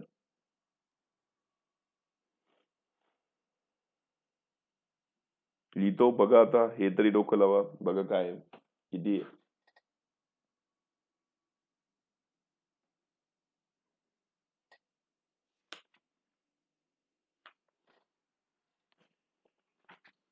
अरे सिंपल आहे, पॉईंट समजून नाही घेतला का तुम्ही? काय बोलतोय मी, की जर तुम्हाला एक टेम्परेचर दिले, ते तुम्ही टेम्परेचर डबल केलं, किती पण असू दे टेम्परेचर, काय फरक पडत नाही.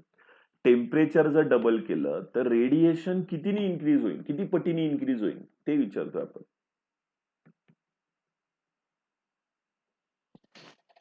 म्हणजे बाहेर किती एनर्जी पडेल असं म्हणणं आहे. अरे सिंपल आहे, म्हणजे कन्सिडर काय, टीला काय म्हणतो आपण, T1 किती म्हणतोय मी, काहीतरी पर्टिक्युलर टेम्परेचर असेल, त्याला 1 म्हणूया आपण, बरोबर 1. त्याला तुम्ही T2 म्हणजे काय केलं, डबल केलं. डबल केलं म्हणजे 1+1 म्हणजे 2 झालं.